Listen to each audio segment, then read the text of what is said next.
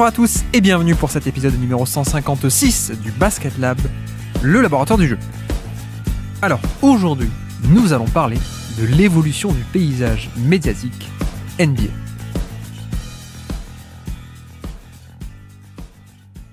Alors, nous sommes dans notre saga d'intersaison Le Crossover, qui est une saga sur laquelle on fait d'une part des crossovers de sport, pour parler de tactique dans le football, en NFL, en rugby, etc., mais aussi des crossovers en restant sur le basket, mais des crossovers et des manières de parler de basket un peu différentes de d'habitude.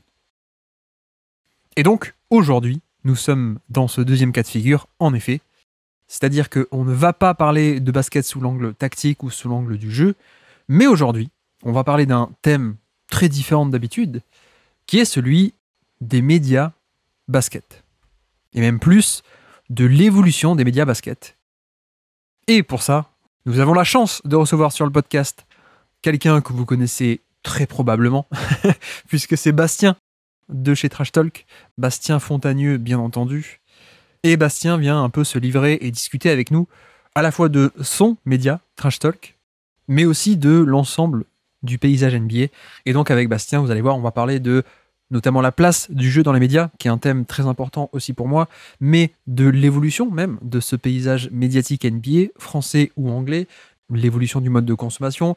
Bastien va aussi nous parler de l'histoire de Trash Talk et de la ligne éditoriale également, etc., etc. Donc, aujourd'hui, dans notre laboratoire de recherche sur le jeu, on va parler de l'évolution du paysage médiatique NBA avec Bastien de chez Trash Talk. Bienvenue dans le Basket Lab.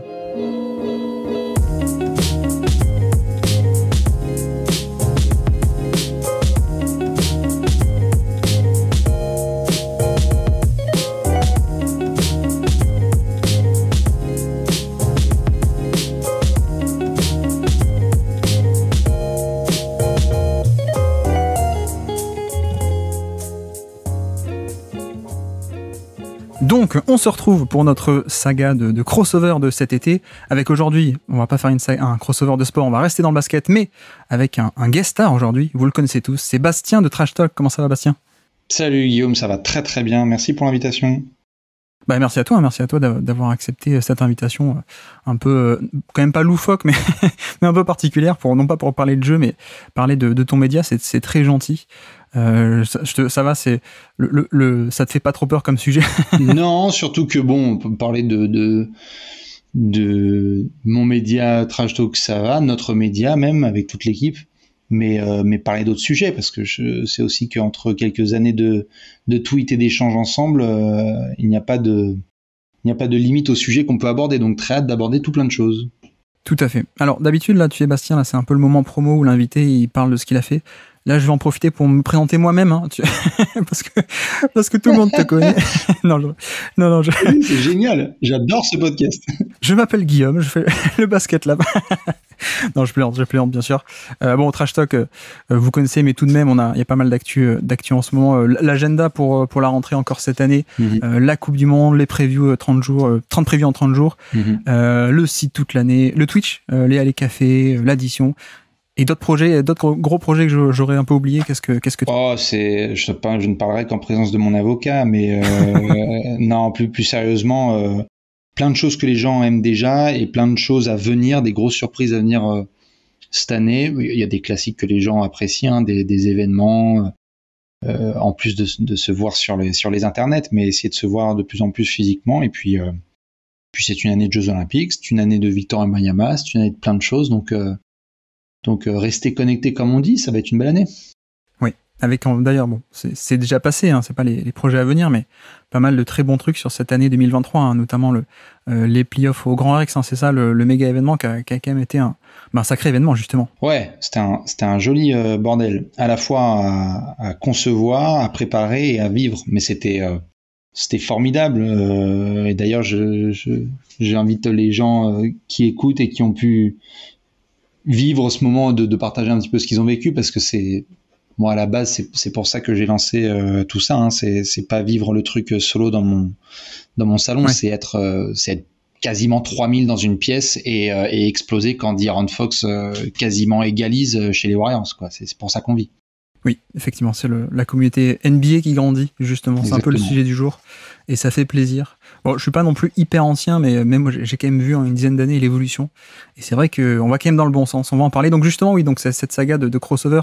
Aujourd'hui, on va pas parler de NFL, ou alors tu le fais, hein, si tu veux, mais ou de foot, ou de baseball. Aujourd'hui, on va rester dans le basket, mais avec ce thème, c'est vrai, le thème principal que je t'ai proposé, qui est un peu la place du jeu dans les médias et notamment dans le tien, Trash Talk. On a quand même la chance, c'est très gentil d'avoir accepté cette invitation de parler de ton média. Donc merci encore une fois. Et donc ce thème-là du jeu, mais aussi l'évolution du paysage NBA. Parce que d'ailleurs, toi, tu es chef d'un grand média, mais aussi consommateur, même à ton échelle individuelle, je veux dire. Donc, tu as aussi tout ce background-là. On va pouvoir discuter un peu free flow. J'ai tout un plan, mais le but, c'est de discuter tranquillement. Tiens, pour commencer, avant qu'on attaque sur le gros sujet du jeu, l'analyse et tout, commençons par le début. Peut-être le Trash Talk, le média, qui a un peu plus de 10 ans maintenant, si je ne dis pas de bêtises. Yep.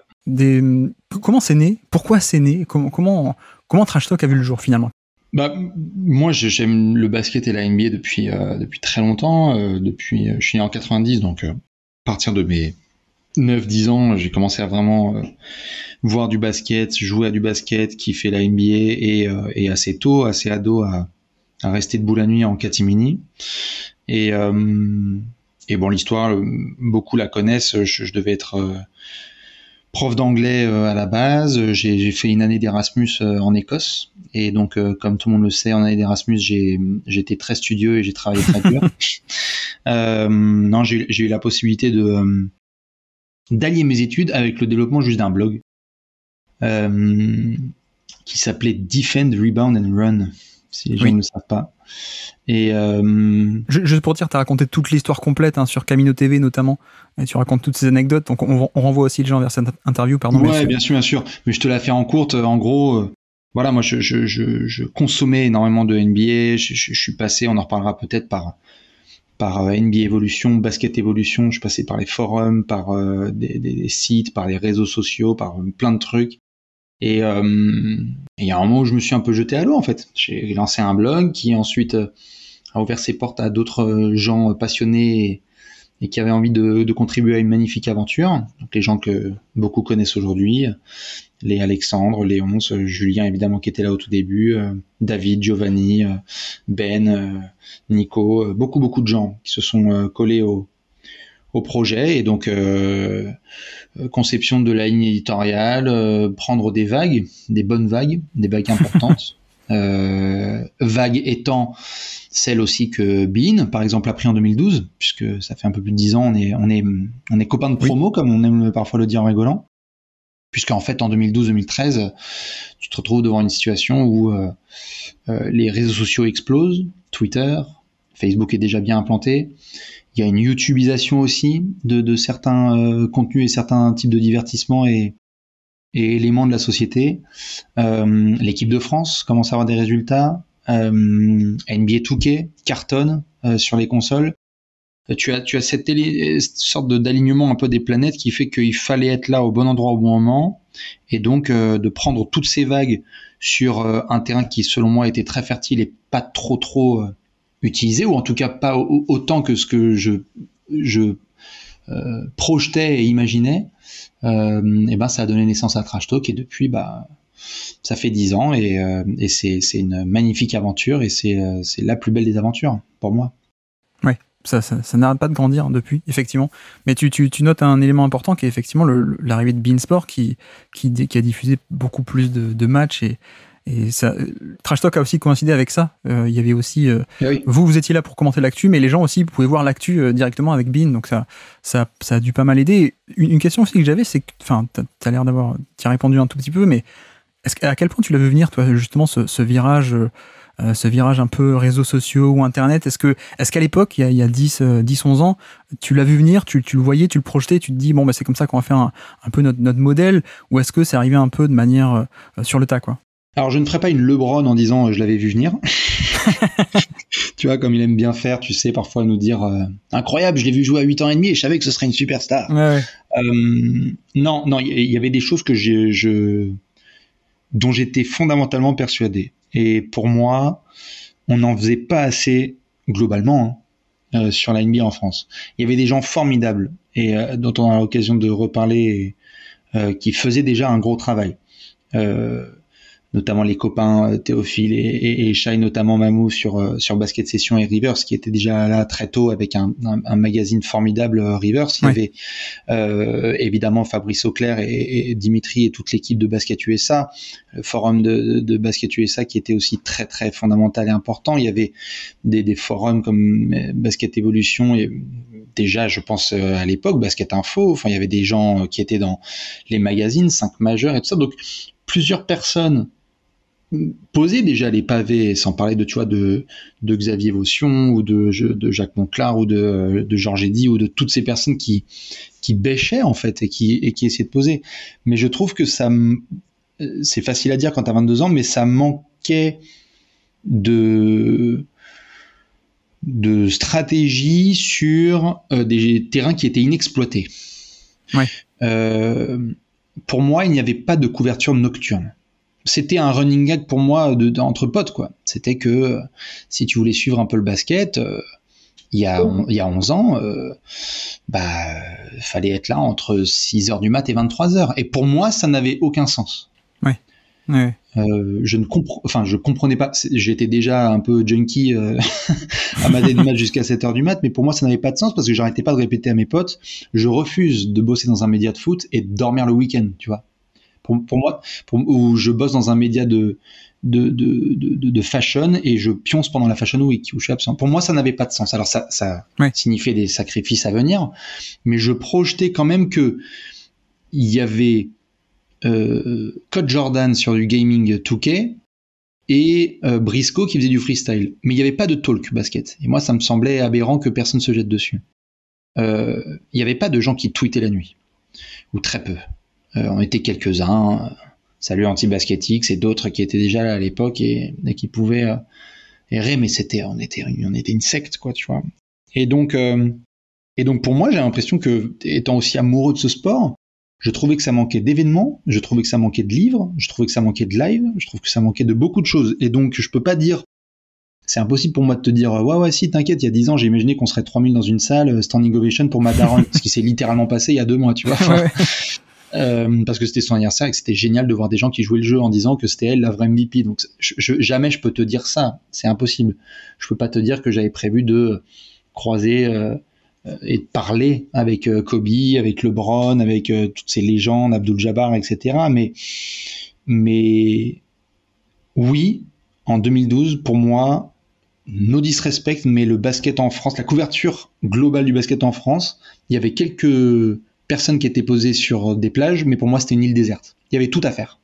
Oui. Ouais, donc ce qui se passe aujourd'hui, c'est, on va dire, un scénario optimiste, mais à l'époque, c'était pas non plus un scénario irréaliste, en fait. Complètement. Après, moi, comme j'aime souvent le répéter, au début Trash Talk, mon rêve, c'est d'être accrédité pour un match de NBA et d'avoir une photo avec un joueur. Enfin, tu vois, c'est ça à la base, parce que tu restes avant tout un fan, tu vois. Mais tu me fais penser à la vidéo de MrBeast qui avait posté une vidéo au mois de dans 5 ans, j'espère que j'aurai 1 million d'abonnés, je crois qu'il en avait genre 90 000 ou un truc comme ça. Quoi. Bien sûr, mais donc tu projettes des choses, mais après, comme je l'ai très vite fait, et c'est un truc de famille, je me suis dit, voici le point A où je suis, il y a le point B, et rien va se mettre en travers de mon chemin. En fait, je veux y arriver. Je vais perdre des amitiés, des nanas, des trucs, des événements, des machins, mais il y aura pas d'échec. Je ne concevais pas que ça puisse pas se faire. Ouais, je vois. Mais en plus, c'est vachement intéressant ce que tu dis parce que effectivement, à l'époque, moi, j'ai commencé en 2010, donc à peu près à cette époque, et on était sur un mode de consommation, je trouve, qui était avec un rythme plus lent, en fait. Bien sûr. Que le truc que vous avez un peu amené et qui s'est développé aussi un peu partout, évidemment, avec les réseaux sociaux. Mais tu vois, je me souviens, moi, à l'époque, je sortais de prépa, je prenais le train et j'allais acheter mon 5 majeur. Bien sûr. Ou des magazines comme ça et je lisais ça dans le train. Bien ou sûr. alors, t'avais le rythme des articles aussi. Un article, ça tombe pas de suite. Et c'est vrai que, du coup, quand il y a les réseaux qui sont arrivés, je pense qu'il y a aussi ce truc où vous avez pris un créneau avec un un avantage concurrentiel, peut-être presque, on peut dire, où il y a un truc qui n'était pas exploité. Il y avait, aux États-Unis, ils ont leur rythme à eux, mais en France, personne ne le faisait. Donc, il y a aussi ce truc, en même temps, comme tu dis aussi, c'est à faire. Il n'y a personne qui le fait, je peux le faire, ça va faire un succès fou, parce que c'est inexploité. Mais en même temps, il y a aussi le gros obstacle de pourquoi est-ce que personne l'a fait, quoi. C'est les difficultés de la nuit, le mode de vie différent et les complications sociales aussi, ouais. Mais tout à fait. Et ça faisait partie du contrat que je signe avec moi-même. C'est-à-dire, moi, j'ai envoyé un message, tu sais, à l'époque, Facebook, c'était un peu alléluia, tu vois. Non pas que maintenant ce soit nul, mais bon, ça a changé. Mais en 2008, 2010, 2012, Facebook, c'est un peu le truc où tu mets tes statuts.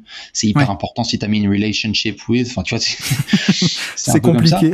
Et moi, je l'ai encore là. J'ai envoyé un pavé, un statut, un pavé en français et en anglais pour des potes de longue date ou des proches, machin truc, où je dis littéralement en 2012, je pars à l'aventure, je pense que ça va être compliqué d'avoir les mêmes relations que celles qu'on a pu avoir jusque-là, mais je vais réaliser mon rêve.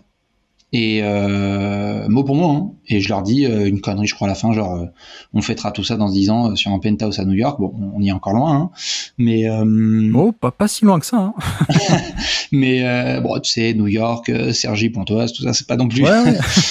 on en fermant les yeux, on y est. Mais c'était, mais j'avais besoin de signer un contrat avec moi-même. Et donc parfois ça m'arrive de retomber dessus pour me dire qu'il fallait en fait un peu faire le jump. Et je pense que il y a pas de belle histoire sans ce genre de sacrifice. Personne n'arrive. Pour moi, je connais personne qui arrive à un semblant de sommet de sa profession sans avoir fait des sacrifices et en avoir chié, quoi. Ouais. Fallait juste être prêt et d'accord avec ça. Mais tu sais, là où c'est assez dingue, ce côté, la NBA, le paysage NBA a beaucoup changé, on n'aurait pas pu voir venir ça et tout ça, c'est que moi, il y a une époque de ma vie, mon rêve, c'était d'être trash talk, en fait. Mais sauf que je pensais pas que c'était ça. C'est-à-dire tu vois, moi, c'est-à-dire que, en gros, tu vois, par 2010, la NBA me passionnait tellement que je me disais, putain, mais ce serait cool de trouver un métier là-dedans ou de faire un truc. Mais tu vois, mes idées, c'était, je sais pas, moi, imagine, on arrive à ouvrir un bar et on regarde les trucs la nuit, on arrive à intégrer une rédaction de magazine, créer un magazine. Avec des cocktails, avec des noms de joueurs. Exactement, ouais. Donc, et en fait, tu es devenu, parce qu'à une époque, alors ensuite non, parce qu'après j'ai fait d'autres trucs, bon, relayer l'info ou des trucs comme ça, ça m'intéressait moins, et toi t'avais plus cette fibre de proposer du contenu, etc. Mais tu vois, moi, à un moment donné où je suis tombé amoureux de la NBA, mon rêve c'était d'être ce que t'es devenu, mais sauf que à l'époque on savait pas que tu pouvais devenir ça, quoi. C'est ça aussi qui est assez dingue, c'est que tout a tellement changé, parce qu'il y a 10 ans, le rêve c'était, tu es rédacteur ou alors tu crées ton magazine basket, et ça aujourd'hui vous avez explosé toutes ces barrières, quoi. C'est gentil ce que tu dis, et c'est vrai que moi je me suis pas du tout rendu compte sur le chemin de péter des barrières ou de juste moi, et je pense que c'est ce que les gens voient au travers des vidéos, et je crois que ça bouge pas trop, même quand j'en croise dans la rue me disent ça, c'est que je reste moi-même et on voit ce qui se passe, tu vois. Je vais pas commencer à changer les choses, mais c'est très vrai ce que tu dis sur en 2011-12.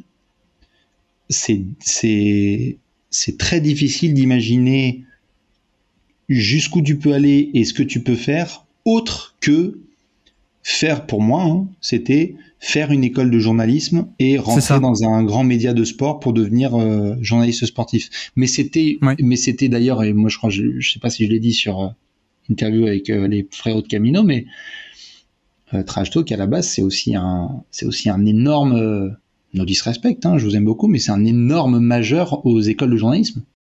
Parce que c'était une manière, si tu veux, pour moi de dire, ok, j'ai compris, la voie royale, c'est le CFJ, c'est FPJ, c'est peut-être un IUT de Tours, des trucs comme ça, parce qu'il y a Rosel Mac qui vient de là, et qu'il y a d'autres gars qui sont sortis d'eux, c'était trop stylé, quoi. Tu faisais le CELSA, t'étais fly, enfin je sais pas toi comment c'était, mais il y avait un espèce de truc de joyau autour du fait de sortir d'une école de journalisme. Je sais pas si toi c'était pareil. Si, oui, moi je me suis tâté à faire journalisme alors que je venais de prépa scientifique et tout ça, que je faisais pas ça, quoi. Donc gros revirement de situation pour toi, quoi. Oui, bien sûr. Non, mais alors, bon, au final, moi je l'ai pas fait, et toi tu l'as fait, mais ce qui est intéressant, ce que tu dis, c'est que je note que ça arrive un peu partout.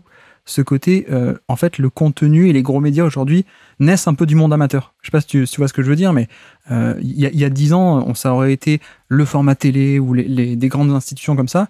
Et là, on voit que en foot, on a plein de gens qui sortent du monde amateur, de Twitter, ou qui développent des boîtes sorties de nulle part. Il y a vous et il y a First Team aussi qui créent des modèles un peu qui sortent de nulle part et qui aujourd'hui sont les références. Et pour te rejoindre sur ce côté, moi je dirais peut-être pas un doigt d'honneur au système, mais je te rejoins sur cette idée que bah ouais, c'est aussi du monde amateur qu'aujourd'hui ont émergé les plus grands médias en fait.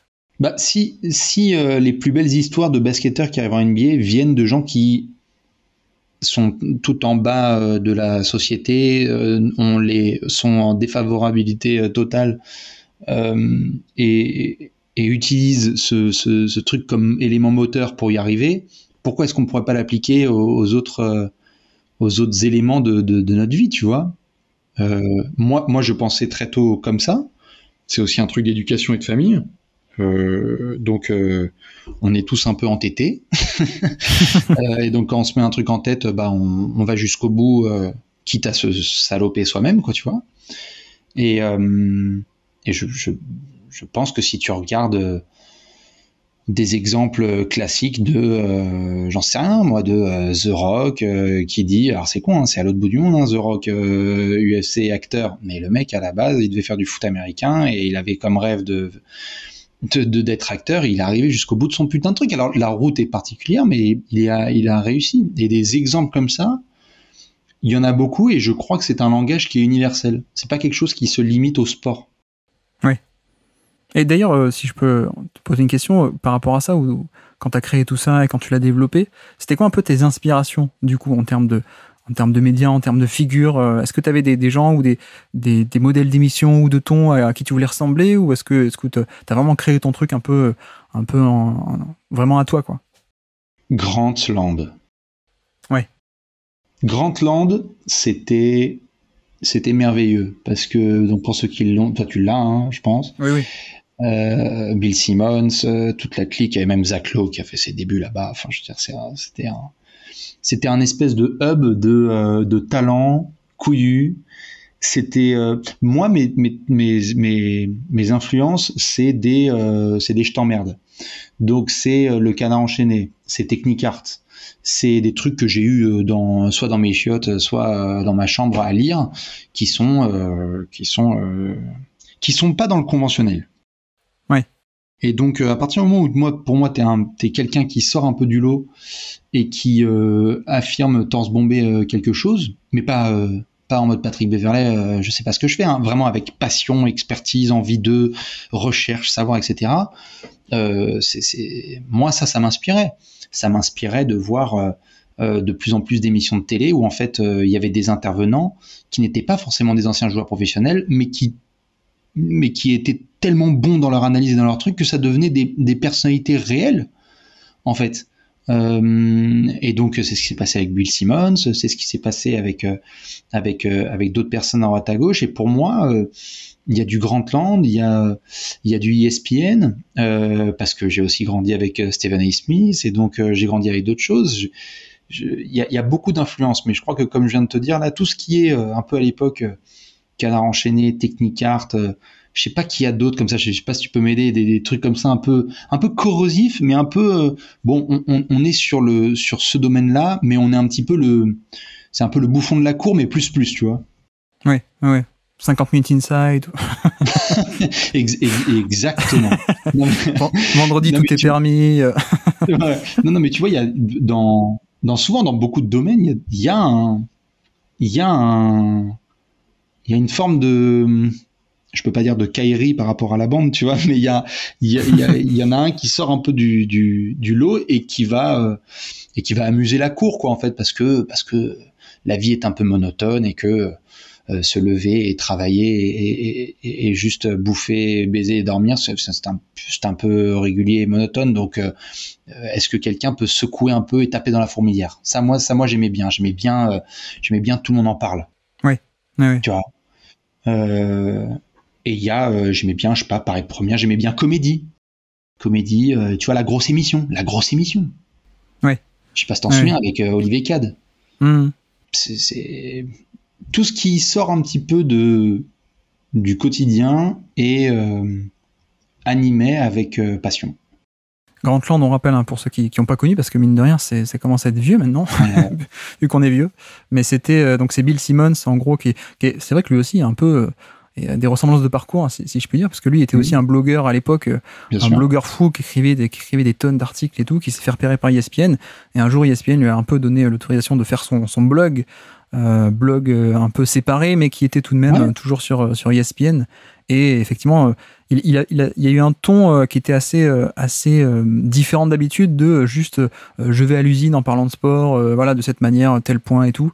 Et ils ont apporté un truc un peu différent, c'est vrai, Grantland, avec, en parlant de pop culture et en mélangeant avec le sport, avec, comme tu disais, Chloé est sorti de là. C'est vrai c'était un modèle un peu différent, effectivement. C'était un énorme bordel de créativité et d'intelligence et de gens qui voulaient faire un peu différemment. C'est quand même Bill Simmons qui débarque publiquement avec l'idée de The Decision, hein, quand même. Hein. C'est quand même lui qui dit je pense que LeBron devrait en faire une émission, il y aurait du pay-per-view, ce serait incroyable, les gens s'entasseraient. Enfin, et à l'époque, il faut faire révérence à ESPN, c'était Stuart Scott et d'autres très très, tu vois, carré, l'information tout de suite, nickel, un tout petit peu d'humour, mais juste assez comme il faut. Et tu ne pouvais que être un ancien, c'est-à-dire que la NFL, tu en rigolais tout à l'heure, mais c'était Madden. Ouais. Tu n'avais pas et ça s'est suivi avec Shannon Sharp et avec d'autres gars comme ça, mais dans le basket, je trouve qu'il y a eu beaucoup de personnes qui ont essayé comme ça. Et très franchement, je ne l'ai pas mentionné parce que j'ai eu beaucoup de modèles, surtout américains plus que français, mais évidemment que Xav, Votion et Georges Eddy, quand ils ont fait le Eddy Halftime, c'était un coup de pied foutu dans la porte du basket en France, et Canal, et donc Decaune et Garcia. Enfin, tu vois, tout ce qui était un petit peu Canal, c'était aussi un peu le sale gosse de la cour de récréation, quoi. Ouais, bien sûr. Effectivement, alors je crois que t'as dit Bill Simmons a eu l'idée de The Decision. J'espère que c'est pas lui qui a eu l'idée de la chemise pique-nique de LeBron. Non, ça mais force est de constater qu'elle est rentrée dans l'histoire. Effectivement. C'est assez dingue, même pas de cravate, juste une table pique-nique sur soi. C'est particulier. Mais du coup, une fois qu'on a dit tout ça un peu sur l'historique de Trash Talk, comment aujourd'hui tu définirais ta ligne éditoriale au final ? Bah c'est toujours la même chose, c'est-à-dire que Trash Talk, c'est un média qui va transmettre avec passion, avec humour et avec un peu de corrosif l'actualité et l'histoire du basket. Donc je sais que c'est assez grand, c'est assez vague, mais les gens retiennent souvent le côté humoristique, le côté corrosif. Donc ça veut dire qu'on n'hésite pas à dire, moi je me suis embrouillé avec des joueurs parce que je dis fais de la merde, ça j'aime pas, et puis quand tu fais des trucs bien, c'est bien. Quand tu fais de la merde, c'est de la merde. Et puis on n'a pas de problème à dire, moi je débarque sur YouTube et à faire des vidéos, en fait j'ai des crottes dans les yeux, je largue une caisse, je me gratte les couilles. Enfin, il y avait un côté un peu corrosif là-dessus. Il y a un côté humour parce que moi j'ai pris des gars qui me font mourir de rire et que j'ai trouvé très très drôle, et donc on crée des personnages, des types de rubriques et ont toujours cette passion. Ce sont des passionnés qui parlent de l'actualité NBA mais sans être l'AFP. Puisque je continue sur les 10 très gratuits dans cette émission. Mais c'est humour, corrosif et raconter des histoires humaines. Raconter pas forcément que triple-double, stats avancées, pick and roll, Spain, etc., mais aussi raconter l'humain. Qu'est-ce qui se passe ? Tendre la main pour que les gens rentrent dans le grand wagon du basket. Et c'est souvent ce qu'on nous a redit d'ailleurs. Que la ligne édito, c'est un peu ça au final, c'est on prend 1h30 pour raconter avec Alex, je sais pas quoi, sur John Havlicek ou sur tel autre truc, et parce qu'on ne répète pas le truc et qu'on n'a pas des fiches et qu'on parle juste avec passion d'un truc qu'on a bossé tous les deux, et c'est pareil avec toute l'équipe de rédaction, je crois que ça continue d'être comme ça sur tous nos types de dispositifs. C'est actualité et histoire, NBA surtout, mais aussi équipe de France, un petit peu d'autres ligues ou d'autres secteurs de jeu parfois, mais on est surtout NBA équipe de France. Humain, humour, corrosif, passion. Ouais.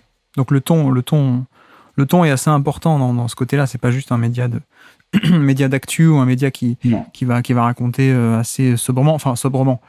C'est vrai que tu dis par rapport aux écoles de journalisme, peut-être ça aide aussi le fait effectivement, vous sortez pas de ce cadre-là, donc au-delà même de côté, on a créé un média sans passer par l'école de journalisme, même dans le contenu et la ligne éditoriale, il y a un peu ce truc de, on n'a pas forcément les normes de d'habitude, et donc on crée un peu notre propre cadre en fait. Ouais, c'est ce qui s'est passé, pour être parfaitement honnête, sur le recrutement. Non pas que je disais ah bah c'est mort, t'as fait une école de journalisme, au revoir, mais je voulais que les membres principaux, tu ne remplaces pas un cœur et une passion. Une personne qui fait une formation extraordinaire, mais n'a pas la passion de pouvoir rester jusqu'à 7h du matin, ne pourra jamais l'apprendre. Une personne qui reste jusqu'à 7h du matin, mais qui apprend les codes du journalisme, ça c'est possible. Et pour moi, ça c'était une vérité qui était incontournable. Donc, dans mon équipe, j'avais des gens qui avaient un boulot, revenaient du boulot, étaient debout à 1h du matin, jusqu'à 5, repartaient au taf à 8h, et ils étaient déter, quoi. Et c'est la plupart des gens que les gens connaissent. Alex, Léonce, Giovanni, Julien, David, Nico, etc., Ben, et toute la clique. Et je dirais pas quel taf ils avaient avant, mais il y a eu de tout. Et par la suite, j'ai un peu plus ouvert la porte aux écoles de journalisme, mais c'était important pour moi de trouver des gens qui, quoi qu'il arrive, on avait les mêmes valeurs humaines. Quand moi j'ai fait mes recrutements, c'était... on a retrouvé un peu en souriant les questions que j'ai posées quand j'avais 23 piges et je faisais des sessions de recrutement. Et c'est pas du tout un truc de... Enfin, je m'en bats les reins des CV, tu vois. C'est pas le CV qui m'importe. C'est si je te raconte une blague, comment tu la prends. Et si y a un gars qui a un problème dans l'équipe, qu'est-ce que tu fais? Pour moi, après, tu peux être fan de telle et telle équipe, de tel et tel machin. Si par contre, on a les mêmes valeurs humaines, après, apprendre à faire intro, paragraphe, conclusion, attention, hein, les écoles de journalisme sont importantes, parce que je vais me faire clasher. Les écoles de journalisme sont importantes et peuvent former bien comme il faut, et moi je dirais des choses que je n'apprendrai jamais parce que je ne suis pas passé par là. Mais parfois, je trouve, en ayant parlé avec beaucoup de gens, soit des potes, soit des plus jeunes, que c'est une machine qui parfois casse et force à la contorsion, et du coup le Tintin de 15-16 ans qui veut partir faire le tour du monde se retrouve plus avec la même trick qu'avant, tu vois, il a pas la même passion et la même énergie. Donc moi je refusais que ce soit comme ça. Je disais si le sommet de tes capacités c'est bosser en slip en mangeant du pâté, vas-y. D'ailleurs, on n'a pas trop parlé du modèle économique, mais parce que c'est pas forcément hyper intéressant, mais juste là-dessus, d'ailleurs, t'es passé d'un blog à aujourd'hui le média. Vous êtes aussi, vous avez été un peu aidé, vous êtes associé, à SoFoot, qui eux-mêmes sont un peu, sont un grand média, mais qui a aussi un peu une ligne éditoriale un peu décalée aussi, quoi. Donc ça se tient aussi, quoi. Bah ouais. D'ailleurs, c'est pas une correction, mais c'est la maison mère, c'est SoPresse. Ouais. Qui a notamment SoFoot, mais qui a aussi, voilà, puisque tu parles de ligne éditoriale similaire, qui a un très joli magazine de rugby qui s'appelle Tampon, ou de cyclisme qui s'appelle Pédale. Donc si tu veux, on est sur des trucs tout à fait originaux, Society, SoFilm, Doolittle, etc. Donc nous, on s'est très très vite bien entendu. Et vous n'avez pas de consigne d'ailleurs au niveau ligne éditoriale ou quoi que ce soit de la part du groupe? Non. Moi, j'étais. D'ailleurs, quand j'en ai parlé avec Franck Hanez et avec Brieux et Eric notamment, qui m'ont vu débarquer comme un gars de 23 ans qui était à fond. Enfin, j'étais un boulet de canon sur ma voix, et en fait, je pense qu'ils ont peut-être senti que c'était un bon plan, tu vois, bien joué à eux. Moi, j'étais clair sur le fait que j'allais pas être mis dans une box. Mais force à eux, parce que c'était pas leur intention. Ils ont dit non, nous on veut juste grandir ensemble.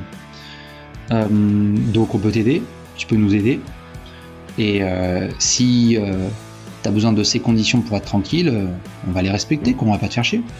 Et c'est ce qui s'est passé depuis 8 ans maintenant, 8-9 ans, 8 ans, 2015. 8 ans d'association.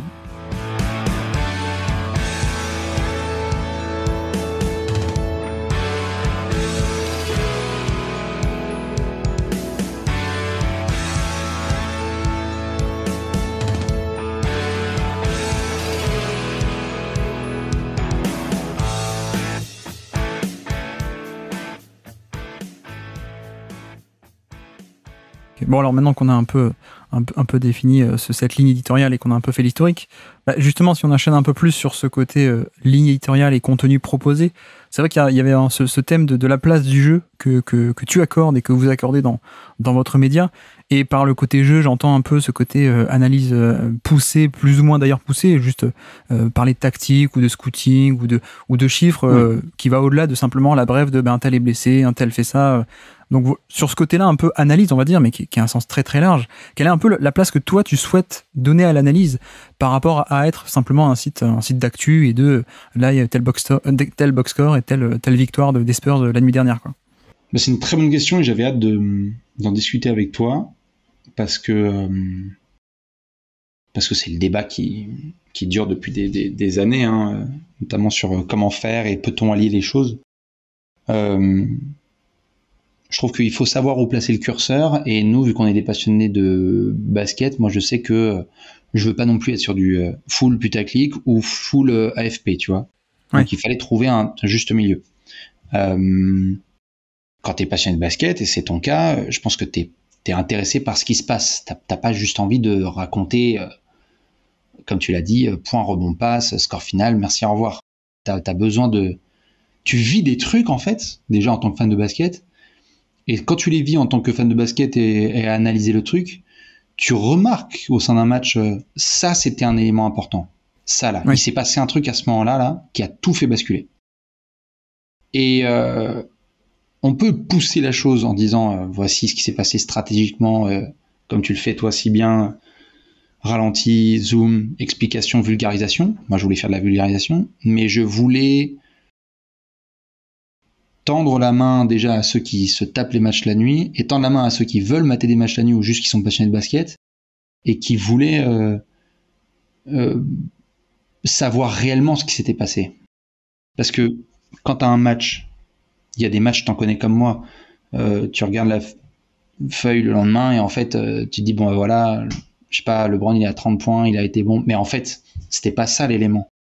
Et moi, je voulais mettre l'accent là-dessus, c'est qu'en fait, si LeBron il avait mis 30 points mais qu'il en a mis 25 à la mi-temps, le run du troisième quart-temps de Mathieu Della Vedova ou de Kevin Love ou de je sais pas quoi, tu vois, époque Cavs ou d'autres trucs comme ça, c'était ça sur quoi il fallait mettre l'accent. Et tant pis pour LeBron, on fera pas le même reach parce qu'on parle de Della Vedova, tu vois.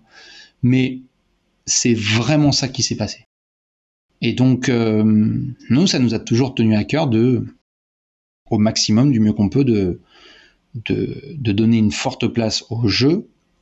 Et après, il y a tout ce débat autour de la stratégie, l'exécution, les systèmes, où à titre perso, j'ai toujours voulu le faire et en faire. Je pense que t'en souviens, il y a quelques années, j'avais essayé 2-3 palettes vidéo notamment. Bien sûr, ouais. Et par le passé, à la base, je suis sur Basket Evolution, sur le forum, à faire des longs pavés de voilà ce qui s'est passé sur le quatrième quart-temps, sur la couverture en défense, quand ils ont fait ce remplacement et que ça a switché, patati patata.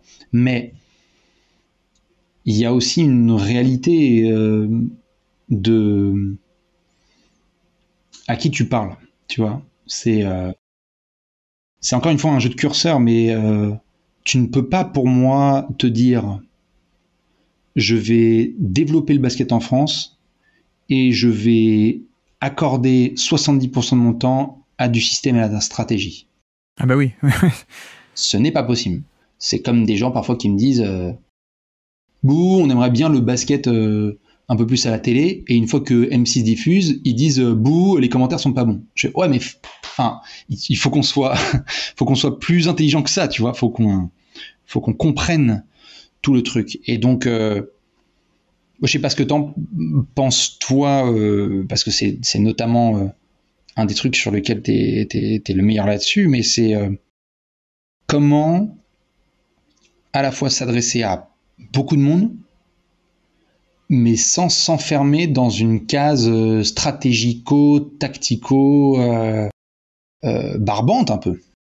Ouais, mais alors là, en plus, si tu prends mon exemple, et moi je suis dans l'extrême opposé en fait.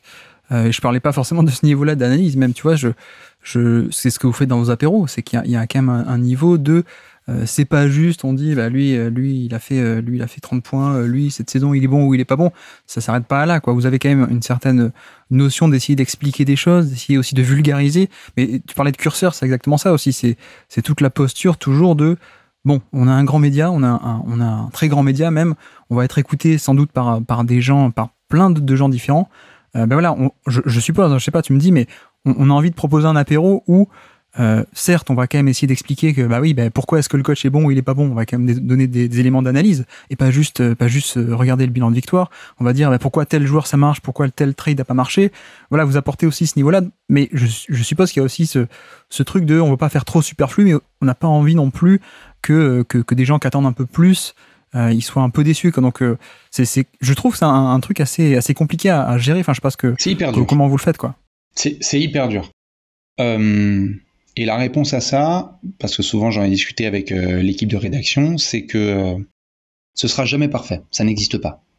Ça n'existe pas. Soit tu parles à tout le monde et à ce moment-là t'as pas fait assez de stratégie, soit t'as fait assez de stratégie, trop de stratégie et à ce moment-là t'as pas parlé à tout le monde. Ouais. Soit t'as fait trop de trucs putaclic et à ce moment-là t'étais pas assez dans l'analyse, soit t'as fait trop d'analyse et à ce moment-là t'as pas touché assez de personnes. C'est la réalité du monde. Enfin, tu vois, c'est comme ça. Tu ne pourras pas faire un média parfait. Ça n'existe pas. ESPN, ils se taillent les veines à essayer de faire du mieux qu'ils peuvent, et il y a encore des critiques. C'est comme ça. Et d'où d'ailleurs ce truc autour de LeBron, notamment quand il était venu à Paris, où il y avait cette histoire de... il y a encore des critiques sur ce mec alors qu'il ouvre des écoles. Enfin, tu vois ce que je veux dire. Ouais. Et donc, à partir du moment où tu fais abstraction de qu'est-ce qui est parfait, puisque ça n'existe pas, et si on était nous-mêmes et on voit comment ça se passe. Et donc, c'est très dur en effet, parce que tu vas pas satisfaire tout le monde, c'est impossible, mais tu peux arriver à un entre-deux qui est intéressant. Et je trouve que l'entre-deux qu'on a trouvé, c'est qu'en dépit des vous nous faites marrer, ou vous nous faites kiffer, ou nous machin truc, c'est que l'image que nous on a et que je vois en bossant avec d'autres médias ou avec d'autres personnes, c'est que ça taffe en fait, ça bosse dur, et je pense que les gens universellement respectent les travailleurs. Non mais j'ai eu la chance de parler aussi à Erwan un peu plus tôt sur First Team, et il me disait un peu pareil, il disait parfois on nous complimente, vous êtes drôle et tout ça, mais il me dit mais moi je veux pas être connu pour ça quoi.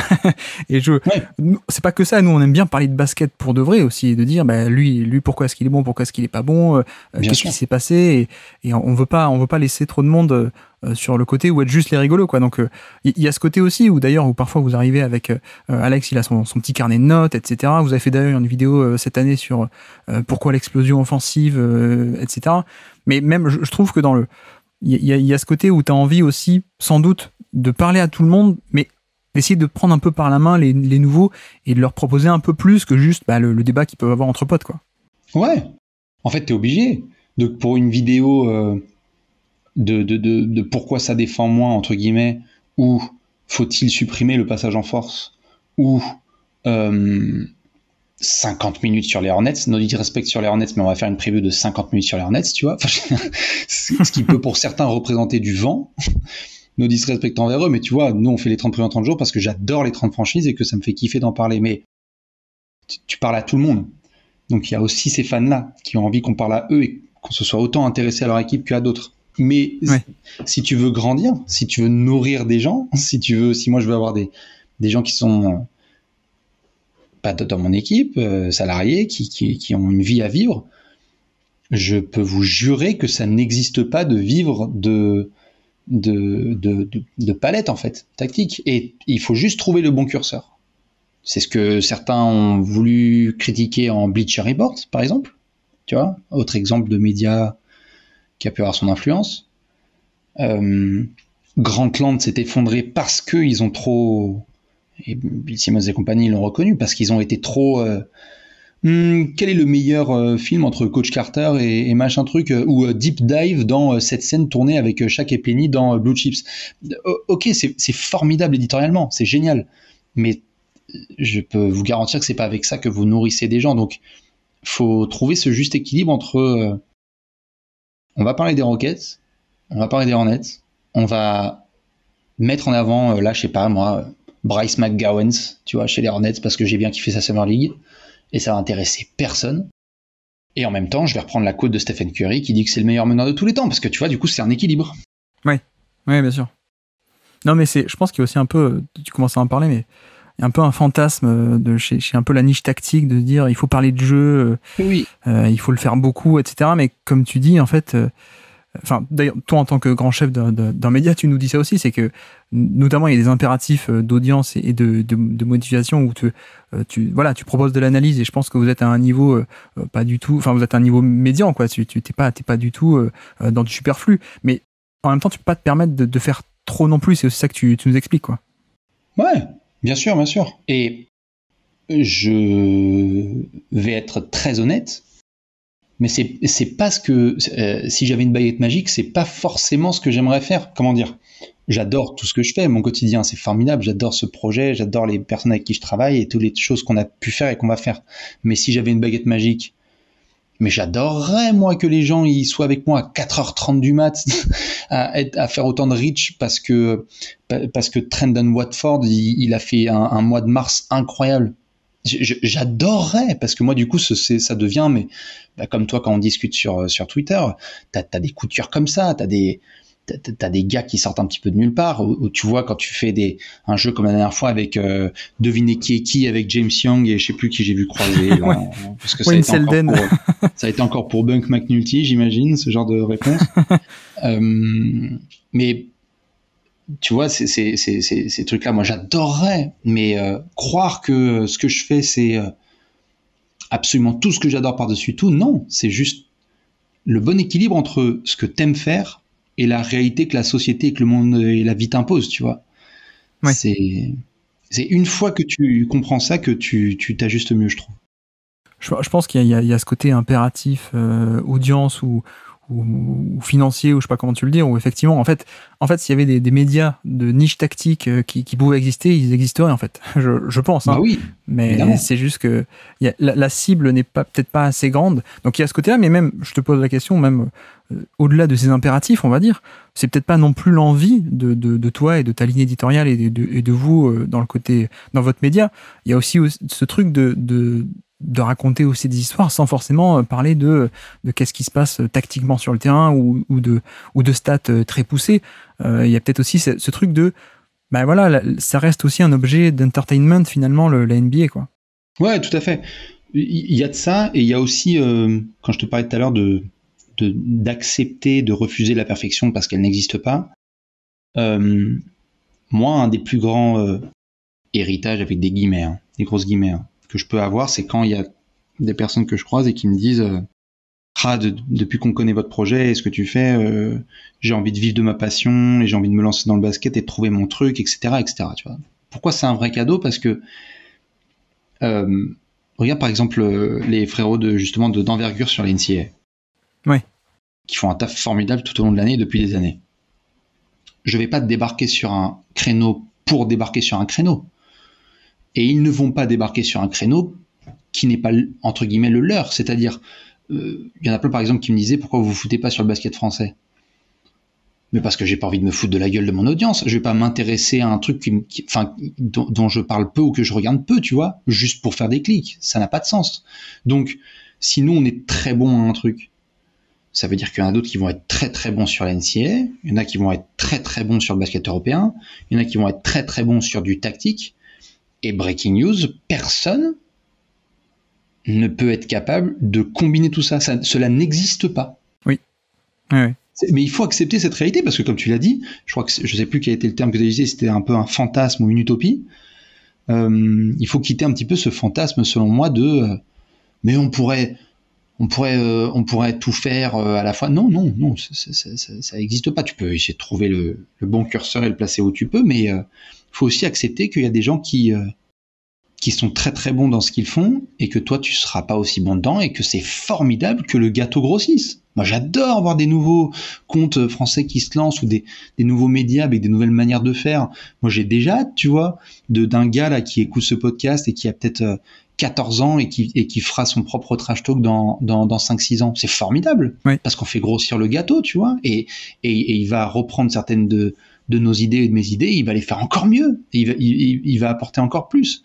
Mais faut juste être réaliste, selon moi, sur qu'est-ce que tu peux faire en France.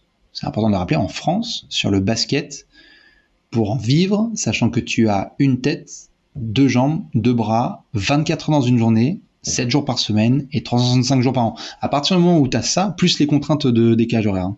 Mais à partir du moment où tu as ça, tu peux pas être partout. Oui, et je pense qu'il y a aussi un côté où quand t'es vraiment dans l'analyse un peu poussée, je dis, il y a un peu parfois ce fantasme ou parfois ce snobisme, hein, et que j'ai eu pendant pas mal d'années en plus. Bien sûr. J'en parle d'autant plus librement, mais t'as ce truc de bah non, mais il y a que la tactique qui vaut ou quoi.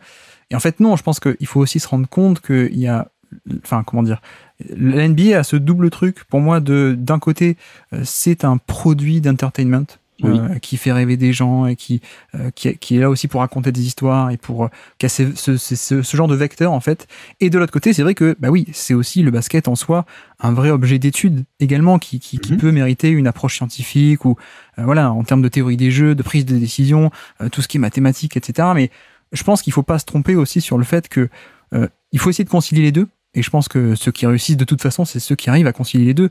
Je pense que vous le faites assez bien et que vous êtes pas, voilà, t'as l'air de t'en défendre, mais vous êtes pas du tout sur des discussions de comptoir. Je trouve que vous avez apporté un certain niveau d'analyse aussi, quoi. Ah oui. Mais non, moi, bien sûr. Non, moi, je suis tout à fait à l'aise. Enfin, je m'endors le soir tranquille en sachant ce qu'on fait et quel est notre niveau de connaissance et de travail. Hein. Je dis juste que c'est marrant que tu le soulignes parce que je sais qu'il y a eu et il y en a et il y en aura du snobisme, encore un top 10 all time ou un truc comme ça, tu vois. Il y en a eu, il y en a et il y en aura des critiques. Faut juste faire avec en fait. Ouais. C'était une de mes questions, c'est comment vous gérez un peu ces critiques qui peuvent d'ailleurs aller un peu dans les deux sens. Bah moi je m'en sors très bien parce qu'on a une communauté formidable et que je pense qu'on arrive assez bien à mettre en avant les gens passionnés de basket qui sont des personnes globalement que je trouve formidables. Pas pour en faire en comparaison avec d'autres communautés, juste c'est un fait. C'est un fact. Je trouve que les gens sont bienveillants et font les choses bien. Des critiques, il y en aura quoi qu'il arrive. Mais premièrement, je pense que ce serait totalement injuste de se dire... ce serait injuste de dire « Ah mais je comprends pas, j'essaye d'aller le plus loin possible et je comprends pas pourquoi il y a des critiques. » Il va y en avoir. À la base, quand t'es underground, et on le voit ça avec des artistes, avec des rappeurs, avec des groupes, etc., t'es content, t'es underground, t'as envie d'y aller, de passer le cap. Puis tu passes le cap, et puis les mecs qui étaient là au début disent « Ah ouais, t'es plus comme avant. » Enfin, tu vois, il y a toujours... Ouais. Il y aura toujours des critiques, quoi qu'il arrive.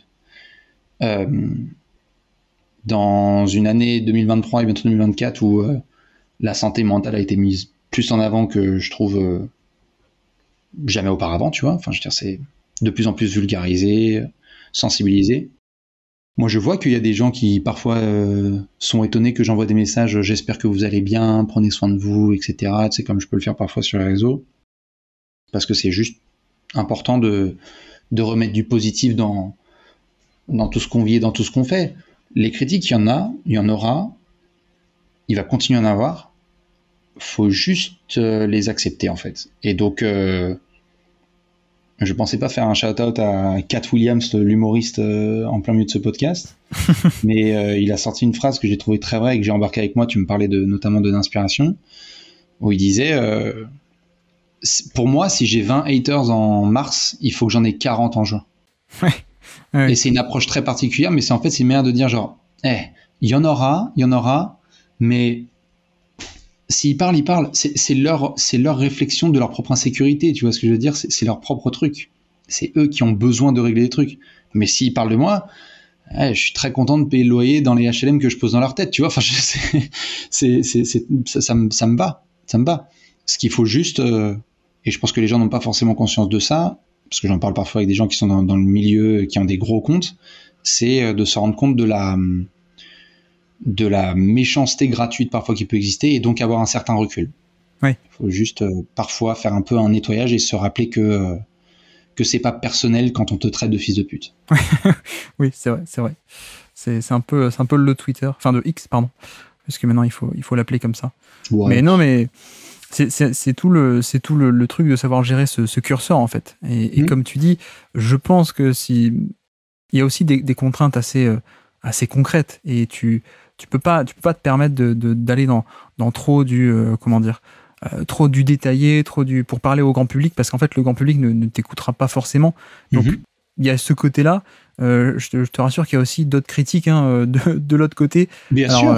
De trucs de arrêtez avec vos chiffres, vous faites chier, ou vous dites n'importe quoi. Oui, donc, voilà. Question, vous faites chier avec les stats avancées, c'est de la ça, merde. Voilà. Ah, bien sûr. Donc je pense que les critiques, en fait, c'est un peu inhérent, quoi, malheureusement. Et oui. Mais toi, t'en as aussi. Bah oui, bien sûr.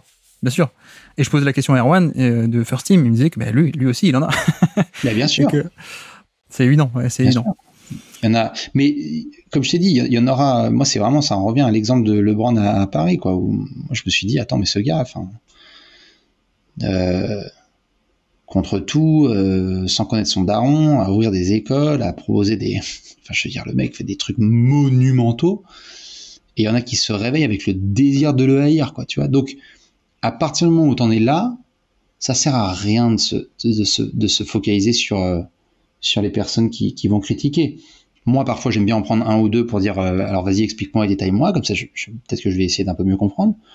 Mais la plupart du temps, je ride avec ceux qui sont OK de monter de manière respectueuse à bord. Et on aura des désaccords tactiques, des désaccords d'avis, d'opinion, etc., mais respectueuses.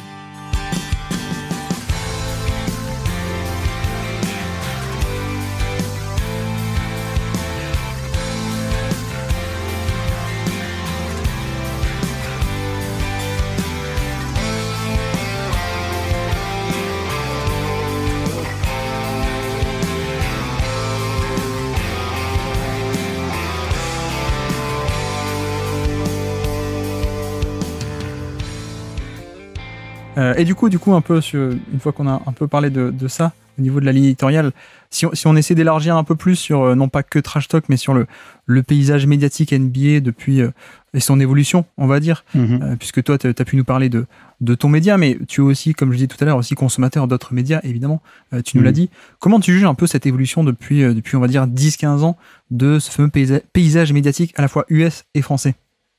Moi, j'adore ce qui s'est passé ces 10-15 dernières années parce que jamais il a été autant possible de partager, s'exprimer et vivre.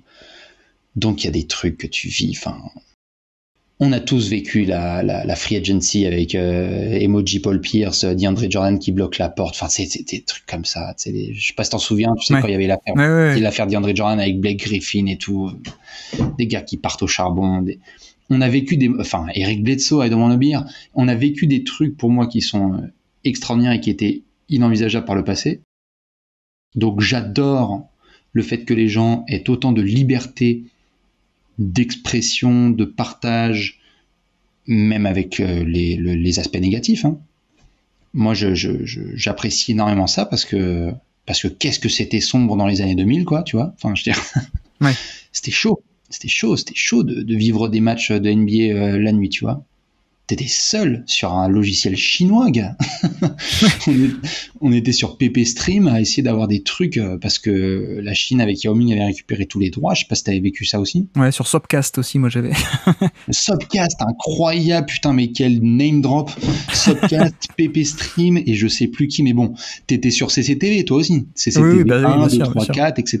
Et tu disais, putain, yes, incroyable, je suis dans le bon timing, je suis sur mon match de Rockets, quoi. Incroyable. Sopcast. Putain, le logiciel, mais c'est une merveille ce truc. Et t'essayes d'enregistrer avec VLC. Moi, j'ai essayé d'enregistrer des matchs avec VLC et le stream Sopcast. Mais... Ah ouais, mais t'es beaucoup trop fort. Moi, j'allais sur des forums qui proposaient des URL qui lançaient directement Sopcast et lançaient le match. C'était incroyable. Oui, il y avait ça aussi, ouais. Et non, mais tu veux dire qu'il y a un côté où la NBA était un entertainment sur le produit, vraiment les matchs, mais elle est devenue entertainment même en dehors des matchs aussi. C'est ça l'évolution, quoi. Mais bien sûr. Bien sûr. Mais c'était tellement sombre il y a 15 ans, tellement sombre. Toi et moi, on n'aurait même pas parlé. On aurait essayé de se capter le lendemain par poste interféré sur un forum. Carte postale même. Ouais, carte postale, carte téléphonique. Non, mais tu vois, c'était la préhistoire. Et là, maintenant, d'avoir cet accès à l'information, cet accès à tout, ça y est, il y a le Vosges qui balance des Vosges bombes. Je veux dire, ça fait partie de notre vocabulaire maintenant, des Vosges bombes, des Shams bombes. On sait pas ce qui se passe. Arden a demandé son transfert, l'autre qui se casse. Enfin, moi, je trouve que on a atteint un niveau d'information, de partage et de divertissement qui est énorme. Ça veut dire aussi que ça permet à des gens de faire leur propre niche. Donc, toi, par exemple, sur le stratégique, des gens sur l'historique, des gens sur du visuel, NBA Paint. Enfin, tu vois, il y a des mecs qui font maintenant des comparaisons avec des tableaux d'art. Là, je sais pas si t'as vu là, NBA Art là. Enfin, Ouais. donc, moi, je trouve que le niveau de créativité a explosé et je trouve ça formidable parce que le monde se retrouve mieux, je trouve, avec plus de créativité. Maintenant, il y a des aspects forcément négatifs, mais comment dire? Plutôt US ou France? Tu peux partir sur France si tu veux, ouais. Bah, on prend les pincettes. non, en plus c'est pas le genre de la maison. Non, moi je trouve qu'il y a un des aspects qu'on voyait venir avec l'évolution de Twitter 2012, 13, 14, 15, 16, 17, c'est il allait y avoir une sorte de pincette guillemets footballisation de la commu. Et donc ça veut dire quoi par footballisation? Ça veut pas dire que je fais du football à un ennemi, mais c'est juste que il y allait avoir beaucoup de trolls, beaucoup d'agressivité et d'insultes. Non pas qu'avant c'était les bisounours, mais c'était quand même assez bien modéré. Je trouve qu'il y a eu quelque chose d'assez mainstream auquel on a contribué, hein, mais donc qui fait c'est difficile parfois d'avoir des conversations parce qu'on rentre dans quelque chose de très vulgaire et où il y a moins l'envie de juste débattre et d'échanger des idées. Mais c'est comme ça aujourd'hui et ce sera différent dans 5 ans et dans 10 ans et nos propres darons disent en nous regardant wesh c'était mieux avant et nous on commence déjà à 30 piges, toi et moi Guillaume, à dire wesh c'était mieux avant. Enfin tu vois, il y a toujours ce même cycle quoi. Ouais. Et donc moi j'ai plutôt pris le parti de dire c'est la vie, c'était comme ça à mon époque, ça sera comme ça à la leur. Ça veut pas dire qu'on doit juste garder les bras levés et qu'on doit rien faire. Tu peux intervenir et essayer d'arranger les choses. Mais il faut pas non plus s'imaginer sauveteur d'une forme de manière de faire ou de valeur commune sur comment utiliser les réseaux sociaux. Les réseaux sociaux, ils sont utilisés comme ils sont utilisés parce que la société, inconsciemment et involontairement, dirige dans une certaine direction. Oui, je pense que aussi, quand tu parles de footballisation, je comprends un peu, il y a un côté rançon de la gloire, en fait. Où, au début, c'était un peu plus une niche peut-être pas, mais une communauté un peu plus restreinte. Mais maintenant, et d'ailleurs vous y avez participé assez grandement, je pense que vous avez une force de frappe qui a fait qu'il y a plein de gens qui sont devenus fans de NBA de par Trash Talk et de par les réseaux sociaux et la facilité d'accès. Mais du coup je comprends aussi ce que tu veux dire du coup on touche plus de monde, donc forcément comme le foot, il y a aussi les mauvais côtés qui vont avec, de beaucoup de monde peuvent en parler ou peuvent nous en parler quoi. Ouais, et après c'est comme ça, et moi je prends ça tous les jours en comparaison avec la préhistoire d'il y a 15 ans, quoi. C'est-à-dire que dans ce groupe-là, de communauté NBA qui vit sur les réseaux sociaux aujourd'hui, je veux dire, il va y avoir 15 trolls, mais il va y avoir un journaliste ou une journaliste merveilleuse qui va sortir de là, tu vois. On peut pas non plus regarder que le négatif. On peut aussi regarder les choses et se dire, mais c'est formidable parce que la communauté grossit, donc c'était impensable de remplir une salle de 2500 personnes pour aider les playoffs, et maintenant c'est faisable.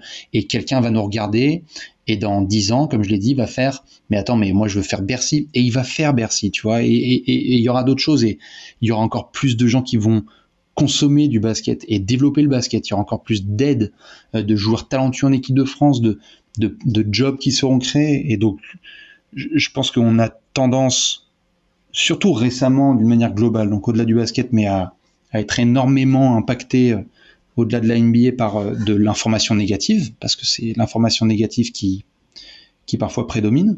Moi, ça me désole, mais c'est comme ça. Et il faut essayer de faire l'effort de rester dans le positif, je trouve. Enfin, je sais pas toi comment tu abordes les réseaux sociaux.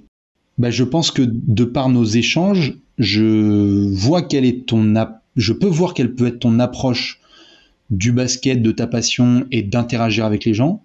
Et donc on peut assez bien savoir si t'es quelqu'un de bien ou de malveillant, tu vois. Et je trouve que t'es en très grande majorité, partie du temps, voire quasi exclusivité, de très bonne approche et plutôt inclusif. Mais est-ce que c'est quelque chose qui... Moi, j'ai l'impression que tu fais ça naturellement. C'est le cas? Oui. Bah, je pense que c'est un peu le côté réseaux sociaux, ça joue sur notre spontanéité, donc forcément, sur du long terme, tu peux pas trop faire semblant, j'ai l'impression. Mais tu joues pas de rôle? Non. Après, c'est vrai que moi, les réseaux sociaux, si j'étais pas créateur de contenu, je suis pas sûr que j'y serais, à vrai dire. C'est-à-dire?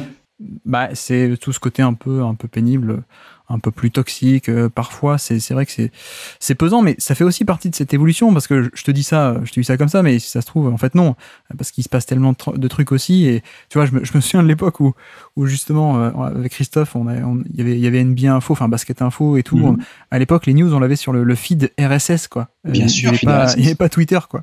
Et aujourd'hui, c'est incontournable, en fait, d'avoir Twitter ou ce genre d'outils pour ce côté immédiateté, en fait. Donc, il y a des mauvais côtés, il y a aussi des bons, parce que comme tu dis, ça permet aussi déjà le vecteur de viralité, de ce genre d'événements. Vous y avez participé. Ça permet aussi des gens de se trouver, de créer des niches. La niche tactique QI basket, etc. Les mecs de l'histoire aussi qui se mettent ensemble. Il y a plein de communautés. Donc il y a ce bon côté aussi. Et tu vois, je pense que c'est peut-être un virage. Alors peut-être pas que réseaux sociaux, mais numérique. Mais c'est un virage que, à mon sens, Basket USA ou des gros médias comme ça ont peut-être un peu loupé, je trouve. Parce qu'à l'époque, Basket USA, c'était la référence. Je parle de 2010, 2012, l'espace commentaire, etc. C'était the place to be, quoi. Il y avait que ça, presque. Bien sûr. Et je trouve que vous et First Team, vous êtes arrivés, et au-delà du côté Twitter, même un côté contenu numérique et spontanéité, rapidité, etc., qui a aussi vachement changé le paysage et aussi, du coup, par conséquent, le mode de consommation, en fait. Bien sûr. C'est indéniable. Est-ce que pour toi, c'était prévisible ou ça s'est un peu passé comme ça, ou tu l'as vu venir, ce virage numérique? Je peux pas dire pareil, je peux pas faire une LeBron et dire je l'avais vu, parce que c'est pas du tout le cas. Non, pour moi, ce qui me paraissait évident, c'est qu'il y avait, comme je t'ai dit, des terrains non conquis. Ouais. Donc il fallait aller dessus. Et je ne comprenais pas pourquoi personne n'allait dessus. Et donc j'ai une révérence extrême pour, comme je l'ai dit, Rivers et son magazine qui a été incroyable pendant des années, tu vois. Parce que ça a apporté cette touche originale, corrosive et vraiment punchy, tu vois, qui était vachement bonne. Pareil pour Basket USA, pour Basket Info et pour tous les gens qui ont bossé, que ce soit à la télé ou dans les magazines, mais je trouvais que il n'y avait pas quelqu'un qui osait... L'image que moi souvent j'entends ou je ressors, c'est qu'il y avait personne qui prenait la machette, qui allait dans les hautes herbes et qui allait un peu macheter, quoi, un peu, tu vois, qui allait enlever les herbes et voir à quoi ça ressemble, en fait. À quoi ça ressemble si on va un peu plus loin là. Et donc j'ai pas vu un Eldorado de ceci, cela. J'ai juste vu que les gens évoluaient dans leur consommation. Et donc Twitter a explosé, puis YouTube a explosé, puis moi Léon s'est venu me voir un jour et m'a dit viens chez moi une après-midi, je vais te présenter Twitch, je sais pas si tu le connais. Quoi, ouais. Twitch? Non, Twitter si tu veux. Mais lui sentait que c'était, parce que c'est un gamer, lui sentait que c'était un truc sur lequel il fallait aller. Ouais. Il y avait des livres, mais il n'y avait pas trop de livres. Il y avait quelques événements, mais il n'y avait pas trop d'événements. Donc le côté numérique et digital, c'était une évidence par rapport à tout ce qui se développait, applications, NBA League Pass, machin truc.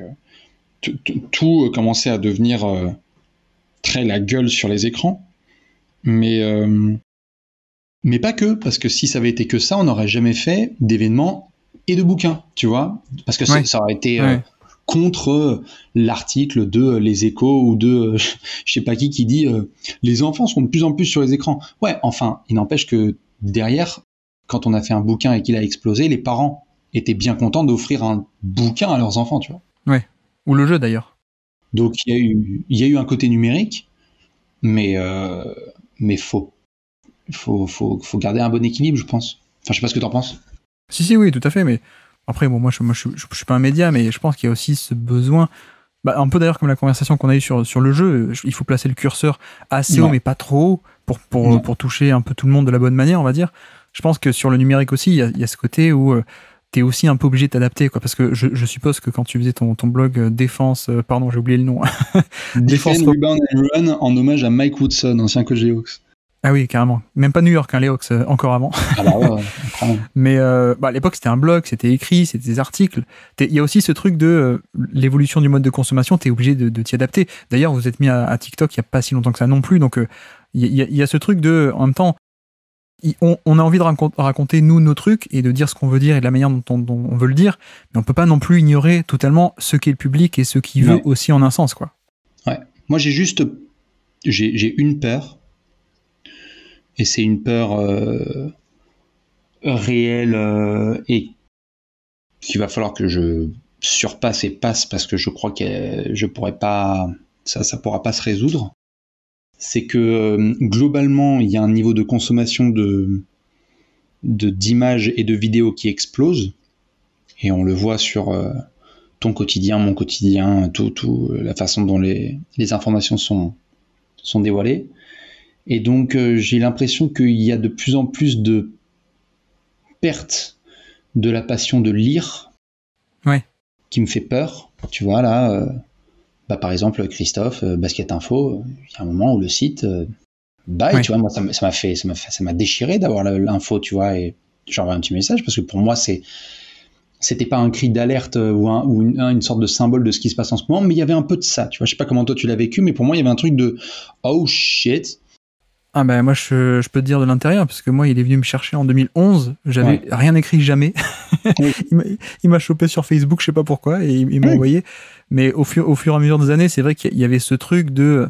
je le voyais bien. Alors moi j'ai jamais été complètement rédacteur actu et tout. Moi je faisais mes articles, mes productions loufoques et je partais, quoi. Mais il me racontait, le modèle est plus viable parce que les pubs rapportent de moins en moins et les gens aussi vont plus trop sur un site. Il y a cette question aussi que j'aimerais bien te poser sur le site de Trash Talk, parce que vous, c'est une force, mais pour finir sur Basket Info, il y avait ce truc de, en fait, maintenant que les gens ont l'actu et les news sur Twitter, il n'y a plus besoin d'aller sur le site. Donc, forcément que Basket Info a un peu fermé à cause de ça, mais du coup, je te renvoie la question. Qu'est-ce qu'il en est, vous, de votre site? Comment est-ce que vous survivez un peu à ce truc de, pourquoi est-ce qu'on irait sur un site de Trash Talk alors que l'info, elle est sur Twitter? Nous, on a redoublé et retriplé puisqu'on a sorti un nouveau site. Donc, on a dit fuck. Mais parce que je pense qu'il faut aussi... il y a des réalités économiques évidentes, là, dont celle que tu me partages là pour Christophe, qui évidemment, on pense, et qui a dû vivre un moment pas facile, une transition sacrément balèze. Mais je crois qu'encore une fois, quand on parle de curseur, il y a des tendances. Et il y a une tendance réelle là de les réseaux sociaux. Mais peut-être que cette tendance va mener à une nouvelle, et que si ça se trouve dans 5 ans, les gens vont dire on en a marre de ce dégueulis de danse et de vidéos et de trucs, et qu'on a envie de revenir à quelque chose d'écrit. Ou peut-être que les écoles vont dire attendez, mais nos gamins ne savent même plus lire et écrire parce qu'en fait tout est en autocorrect et maintenant ça sert plus à rien de tenir un stylo.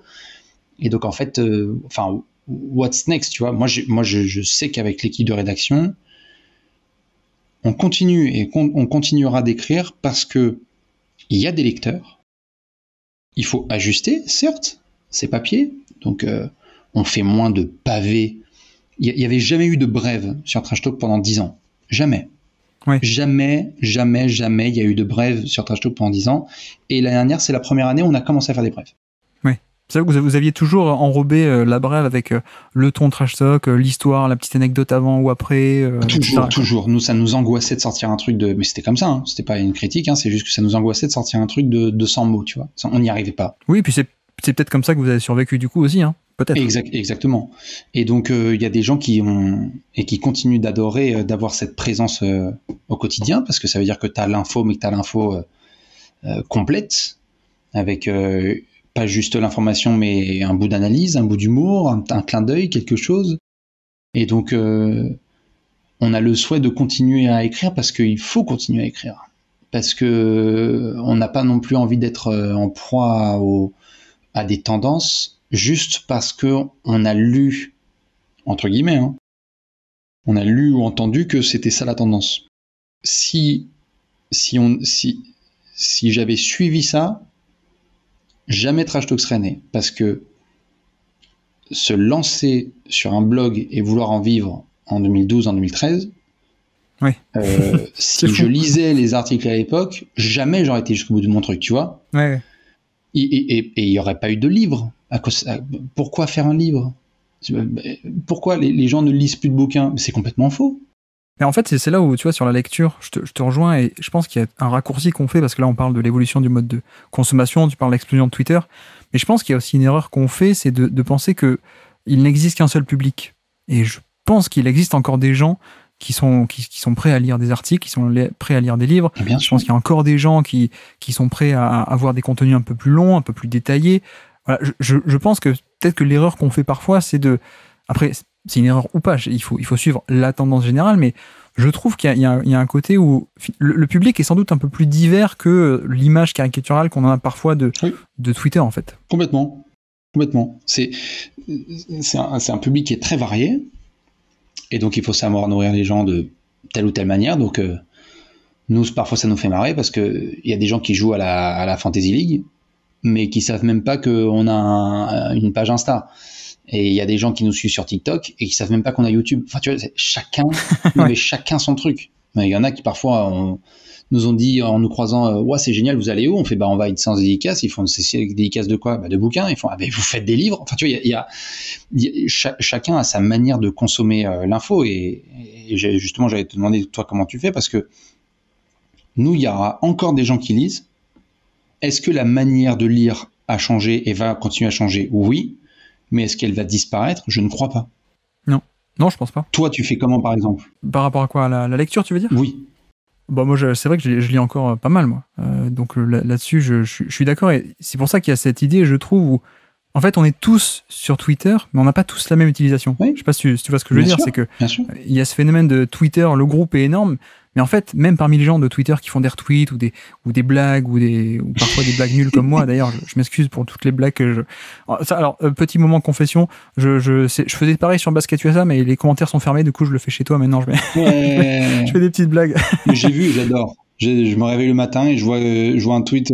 En plus, vu qu'on se suit, j'ai ma petite cloche, donc je suis dans le lit et je vois ton truc et je me dis, alors quelle est la contrepétrie du jour? Et j'adore. Donc continue. Bon, bref, excuse-moi. Non, mais ce que je veux dire, c'est qu'il y a encore un public assez divers. Et tu vois, tu sors un livre, bah oui, les jeunes, la consommation NBA, Twitter, les highlights, d'accord, mais tu sors un livre, les gens ils l'achètent et ils le lisent. Tu sors une vidéo tactique sur le Spain de Atlanta contre les Knicks, les gens adorent. Donc, je pense qu'il y a vraiment cette diversité de public, et c'est aussi ça la force de Trash Talk, c'est que vous avez une force de frappe qui est assez grande, et même que, tu vois, il y a peut-être des gens qui ont regardé la vidéo tactique sur le Spain en playoff 2021, ou qui ont lu le livre, qui de base n'étaient pas forcément intéressés, mais vous avez aussi ce reach, pardon, c'est le mot anglais, mais vous avez cette portée, cette force de frappe qui fait que, en fait, le public est divers, et donc, par petites touches, tu peux quand même proposer pas mal de choses assez variées, quoi. Bien sûr. Et puis, c'est comme d'hab, c'est comment tu présentes les choses. C'est-à-dire, le public est très varié, mais comment est-ce que tu vas présenter la chose? Est-ce que tu vas être très sectaire dans ton coin et tu vas te renfermer, ou est-ce que tu vas être inclusif, tendre la main, par ici que ça se passe, etc.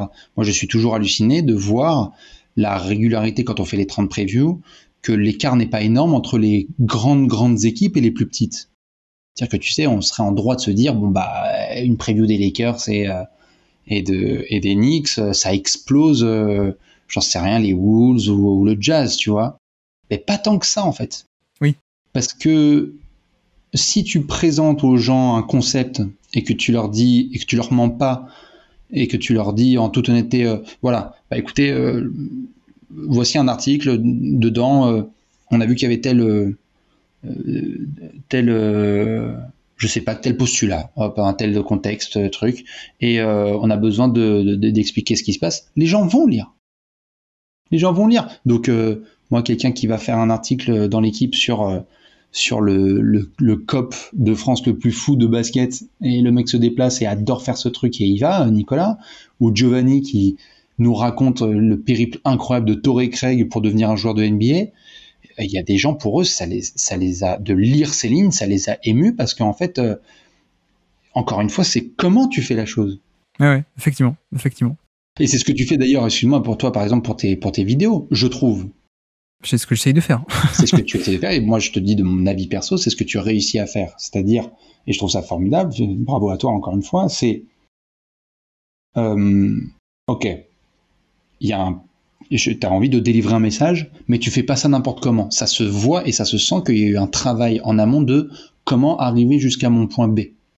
Oui, c'est ça. Et mais tu vois, c'est là-dessus où je pense que, comme tu dis, la manière de faire est hyper importante parce que tu peux faire une vidéo qui fait beaucoup de retweets parce que tu l'as bien travaillé et bien formulé et que tu arrives à déguiser, enfin pas déguiser, mais tu arrives à faire passer aussi la tactique un peu barbante parfois avec une bonne forme voilà, tu peux avoir un grand succès, alors que si tu mets juste ta vidéo sans contexte avec juste 2 lignes de description sur le tweet et rien dans la vidéo en elle-même, bah, les gens ils passent, ils s'arrêtent pas, quoi. Et en même temps, c'est là-dessus où je te dis que je pense que tout le monde ne veut pas, mais quand tu viens les chercher, que tu leur donnes, et que tu leur donnes, comme tu dis, sous la bonne forme, les gens, ils peuvent le prendre, quoi. Enfin, ça me fait un peu halluciner. Sur mon compte anglais, j'ai fait une vidéo sur LeBron James juste avant le Covid, une vidéo tactique de 2 minutes. Elle a fait plus d'1 million de vues pour une vidéo tactique. C'est incroyable. Mais tu t'es défoncé sur l'approche. Oui, et puis parce que j'avais fait des blagues et j'avais fait des trucs comme ça, quoi. Donc, bien sûr. Ouais, non, la forme est hyper importante. Ouais. Et c'est... je sais pas si tu avais vu ce gars il y a quelques mois, je dirais, qui avait un peu explosé. Un Britannique qui est complètement fan de train. Je sais pas si t'en souviens. Ça me dit rien, non? Ça te dit rien? Bon, peut-être que les gens ont cet exemple. Il y a un mec qui a été un peu viral parce que c'est un Britannique, un jeune, un blond, qui a une caméra sur le front et qui adore, qui est fan de train, de locomotive, et qui explique le type de train qui arrive et le type de son qu'il va faire. Et le mec adore ça et donc est tout excité à l'idée qu'un train arrive. Bon, sur le postulat, c'est un truc chiant à mourir. Enfin, je veux dire, on parle d'un container qui arrive dans une gare de la banlieue de Leeds, tu vois, un truc, voilà. Mais le mec t'emporte dans son truc et t'explique comment ça se passe et pourquoi est-ce que c'est un train assez rare et pourquoi est-ce qu'il l'a attendu depuis des années. Et moi, j'ai un respect absolu pour ce mec ou pour ce type de personne parce que c'est réussir à rendre le chiant formidable. Est-ce que tu te souviens, peut-être pendant les JO, je crois que c'était 2012, ouais. où pas l'équitation, mais l'espèce de truc où le cheval, tu sais, fait des espèces de pas de danse, un peu, tu sais, enfin, je sais pas comment ça s'appelle, mais tu vois, c'est une espèce de... Le tir à l'arc Une épreuve où, tu sais, il y a un cavalier qui est sur son cheval et le cheval doit faire des pas croisés, etc. Oui. Et c'était commenté par Jean Rochefort, je crois. Ah oui, ça me parle, ouais. Et c'était, mais c'est formidable. Il réussit à apporter les gens dans son truc, alors que c'est une discipline. Putain, no disrespect, comme dirait Evan, l'équitation. Bon, voilà, mais c'est juste... à ce moment-là, il t'emmène, et n'importe qui peut t'emmener dans son univers si c'est bien fait. Ouais. Et tu vois, ça me choque pas que tu te dises ça, parce qu'on retombe un peu sur ce que tu disais au tout début sur ta ligne éditoriale et l'importance du ton, en fait. Mm-hmm. Parce que c'est ça aussi que... C'est pas juste tu vends un résultat. En fait, tu vends aussi une histoire et une manière de raconter ce résultat. Même au niveau de ce que moi j'appelle l'analyse ou le jeu. Dans vos apéros, vous parlez de ça. Vous parlez de tactique un peu. Vous parlez de pourquoi tel trade a marché ou pas marché, pourquoi tel coach est bon ou pas bon. Mm-hmm. Et vous le faites, mais c'est aussi avec une forme particulière, avec un ton particulier. Et tu vois, les gens regardent beaucoup. Je pense que c'est aussi pour ça. C'est parce que c'est pas juste un exposé TPE, un PowerPoint très simple. Quoi. Évidemment que non. Évidemment que non. Il y en a qui attendent que je fasse une blague de con à Alex, ou que Alex se marre, ou que je demande juste aux gens comment ça va. Et puis il y a un running gag, on revient un truc de la semaine dernière. Et puis voilà. Bon, regarde. On commence tout à l'heure, quand on se retrouve, où je te parlais de trucs perso, et tu me dis, parce que je vais bouger, est-ce que ce sont les voisins? Ouais. Oui. Plus personne ne se souvient de Kings Warriors du Game 1. Enfin, je veux dire, c'était formidable, Light the Beam, etc. Mais ce dont tu te souviens, toi, c'est qu'à ce moment-là, il n'y a rien qui est scripté, c'est un freestyle absolu, et je me fais dégommer par mes voisins en plein direct, et donc c'est rentré, si tu veux, dans le folklore. Et moi, je trouve ça formidable, parce que c'est à ce moment-là, quoi, je vais m'arrêter, je coupe le live, ou on passe en mode complètement épique, à susurrer, à SMR, tu vois. Donc, c'est encore une fois, comment est-ce que tu fais les choses et en pensant Moi, en tout cas, je le fais tout le temps, en pensant à la fois à mon pote qui est à 8000 km d'ici et qui a envie d'avoir un contenu de qualité, et le gamin qui va consommer ce contenu pour la première fois et qui va adorer le basketball. Ouais, je vois. À chaque fois que je veux faire une vidéo, moi, je me dis, même si je suis fatigué, même si ça me fait chier, il y a quelqu'un qui va regarder cette vidéo pour la première fois et il va trouver ça super. Ouais, effectivement. Et c'est ce que tu fais, je pense que toi aussi sur tes tactiques, c'est que tu te dis pas je vais mettre moins d'intensité dans celle-ci ou celle-là, quoi. Ah bah, moi je t'explique, si avant je postais, j'avais 200 abonnés, je postais une vidéo de temps en temps, genre une action banale. Un jour j'ai fait une vidéo sur Ben Simmons avec une petite musique et 2-3 textes dans la vidéo, ça a complètement explosé. Alors c'est pas totalement vrai parce que je le faisais déjà sur YouTube depuis quasiment 10 ans, mais sur YouTube il n'y a pas ce facteur de viralité. Et surtout, c'était des vidéos de 10, 15, 20 minutes. Voilà, qui a envie de voir un profil de draft d'Anthony Bennett, quoique aujourd'hui, on voudrait le voir. Mais tu vois, la différence, c'est que tu le mets sur Twitter et qu'il y a ce facteur de viralité qui est génial. Mais si tu compares ce contenu-là par rapport à ce que avant, juste, on était entre potes, on se balançait des extraits vidéo. Bah ouais, tu passes de 100 abonnés et tu juste t'es entre potes à d'un coup, tu sais pas pourquoi il y a 5000 abonnés qui te tombent dessus, tu dis ah ouais, vous aimez bien les musiques d'ascenseur sur les vidéos de Ben Simmons, quoi. Exactement. C'est l'enrobage, quoi. Bah, c'est l'enrobage et c'est je crois qu'on en revient après à chaque fois à qui tu es, quoi. Ouais. C'est-à-dire, est-ce que moi je me force jamais à faire ça. Oui, je pense que il y a une notion aussi de spontanéité, comme on disait, et de vraiment de sincérité qui, je pense que sur le long terme, tu peux pas la fabriquer, en fait. Non, c'est impossible. Moi, j'ai toujours prôné ça. Donc, en fait, parfois, il y a, comme je t'ai dit, il y a un bug, il y a un fail, on n'a jamais fait de cut. Avec les 11, avec Alex, etc. Moi, j'ai toujours dit, attends, il y a un tableau qui tombe, laisse. Enfin, on n'est plus là pour mentir. Enfin, si les gens veulent mentir, nous disrespectent encore une fois, mais je continue sur les 10. Si les gens veulent du mensonge, ils vont au cinéma, ils vont à la télé. Enfin, tu vois, c'est maquillé, il y a des post-prod, il y a de la caméra, il y a des machins. Enfin, on essaye d'enlever les petits défauts. Mais si t'es juste spontané, mais c'est formidable. D'ailleurs, c'est ce qu'on aspire tous à avoir. Oui. Des gens spontanés avec nous. T'as pas envie d'avoir quelqu'un de faux en face de toi. T'as pas envie d'avoir quelqu'un qui a un double visage. Et moi, c'est un des plus gros compliments qu'on nous envoie à chaque fois, c'est que moi, je croise des gens souvent dans la rue ou en déplacement et qui me disent ah cool, machin, truc, est-ce qu'on peut discuter un peu ou pour une photo ou pronostic pour cette année. Et ils disent, pour nous, on a l'impression d'être entre potes en fait. Alors qu'on se connaît pas, tu vois. Oui. Mais ils ont l'impression qu'on est entre potes et c'est cool. Et ils me disent, vas-y, passe, prends un verre chez moi. Ok. Enfin, tu vois. Et je pense qu'on aspire tous à avoir ces formes de spontanéité autour de soi. Et ça va devenir de plus important avec la façon dont la société évolue, je trouve.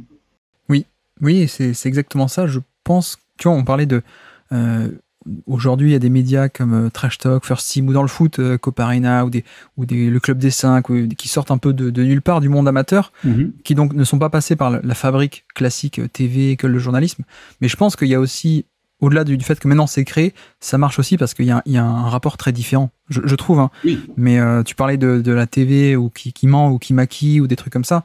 Je pense qu'il y a aussi ça qui est très fort avec un peu ce monde amateur entre guillemets, parce que vous professionnalisez quand même pas mal, quoi. Mais il y a ce ton qui est différent, il y a cette approche qui est différente. Je pense que la radio notamment a toujours eu un peu ce rapport plus intime que la télé avec les gens de radio, et il y a un peu la même chose sur Twitch, pardon. Les streamers, c'est ça à mon avis. Et je pense que c'est ça le bingo du monde amateur, on va dire. L'avantage, c'est que il y a un côté, il y a moins la distance qu'il peut y avoir avec le format de TV qui est très cadré, très distant, justement. Bien sûr. D'où, d'ailleurs, peut-être que tu l'as vu, l'excellent film Good Morning England, ou en anglais The Boat That Rocked. Je ne sais pas si certains l'ont vu, ou je ne sais pas si tu l'as vu, qui revient sur... que je te conseille très fortement, qui revient sur les...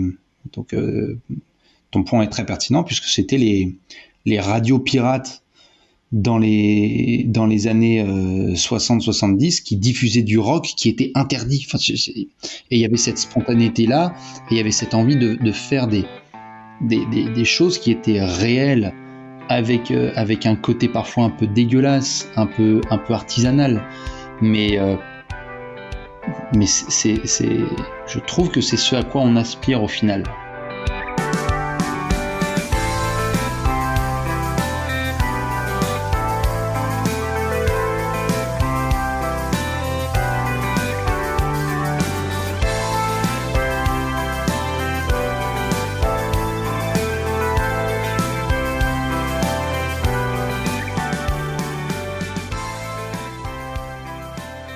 Et alors attends, si je peux faire un crossover, je pars dans le zig alors que tu m'attendais dans le zag. Vas-y. Justement là-dessus, est-ce que par rapport à la NBA cette fois, non pas des médias, parce que les médias c'est un peu le rôle d'avoir cette proximité ou de proposer ce genre de contenu, mais par rapport à la NBA, qu'est-ce que tu en penses de l'évolution aussi de la posture de la NBA ou de qu'est-ce qu'ils font différemment par rapport à il y a 10 ans en termes de contenu proposé, en termes de formules proposées? Je sais qu'une des critiques, ça peut être aussi de, justement, la NBA, elle vend beaucoup de highlights, elle vend beaucoup de trucs comme ça ou sur les réseaux, mais finalement, le côté match grandiose et match dans son intégralité, on le retrouve pas trop. Qu'est-ce que tu penses un peu de l'évolution de la NBA en elle-même sur ce mode de consommation? Moi, je suis pas tout à fait d'accord sur le fait de dire, même si c'est très tentant de dire que c'est highlight. Ouais. Oui, il y en a plus qu'il n'y en a jamais eu, c'est vrai. Mais parce qu'on n'a jamais eu autant accès à l'information, on n'a aussi jamais eu autant accès à d'autres choses, mais qu'on oublie. Donc, jamais on a eu autant accès à des interviews de coach d'avant et d'après-match. Ouais. En fait, en réalité, jamais on a eu la possibilité de participer à l'autre bout du monde à des conférences de presse pour poser des questions à des entraîneurs. Ce qui est quand même un truc qui était inimaginable il y a 15 ans, tu vois. Ouais. Et aujourd'hui, c'est faisable. Oui, en surface, en vitrine, et tu l'as bien dit, la NBA est une entreprise, et donc elle sait mieux vendre que quiconque son produit.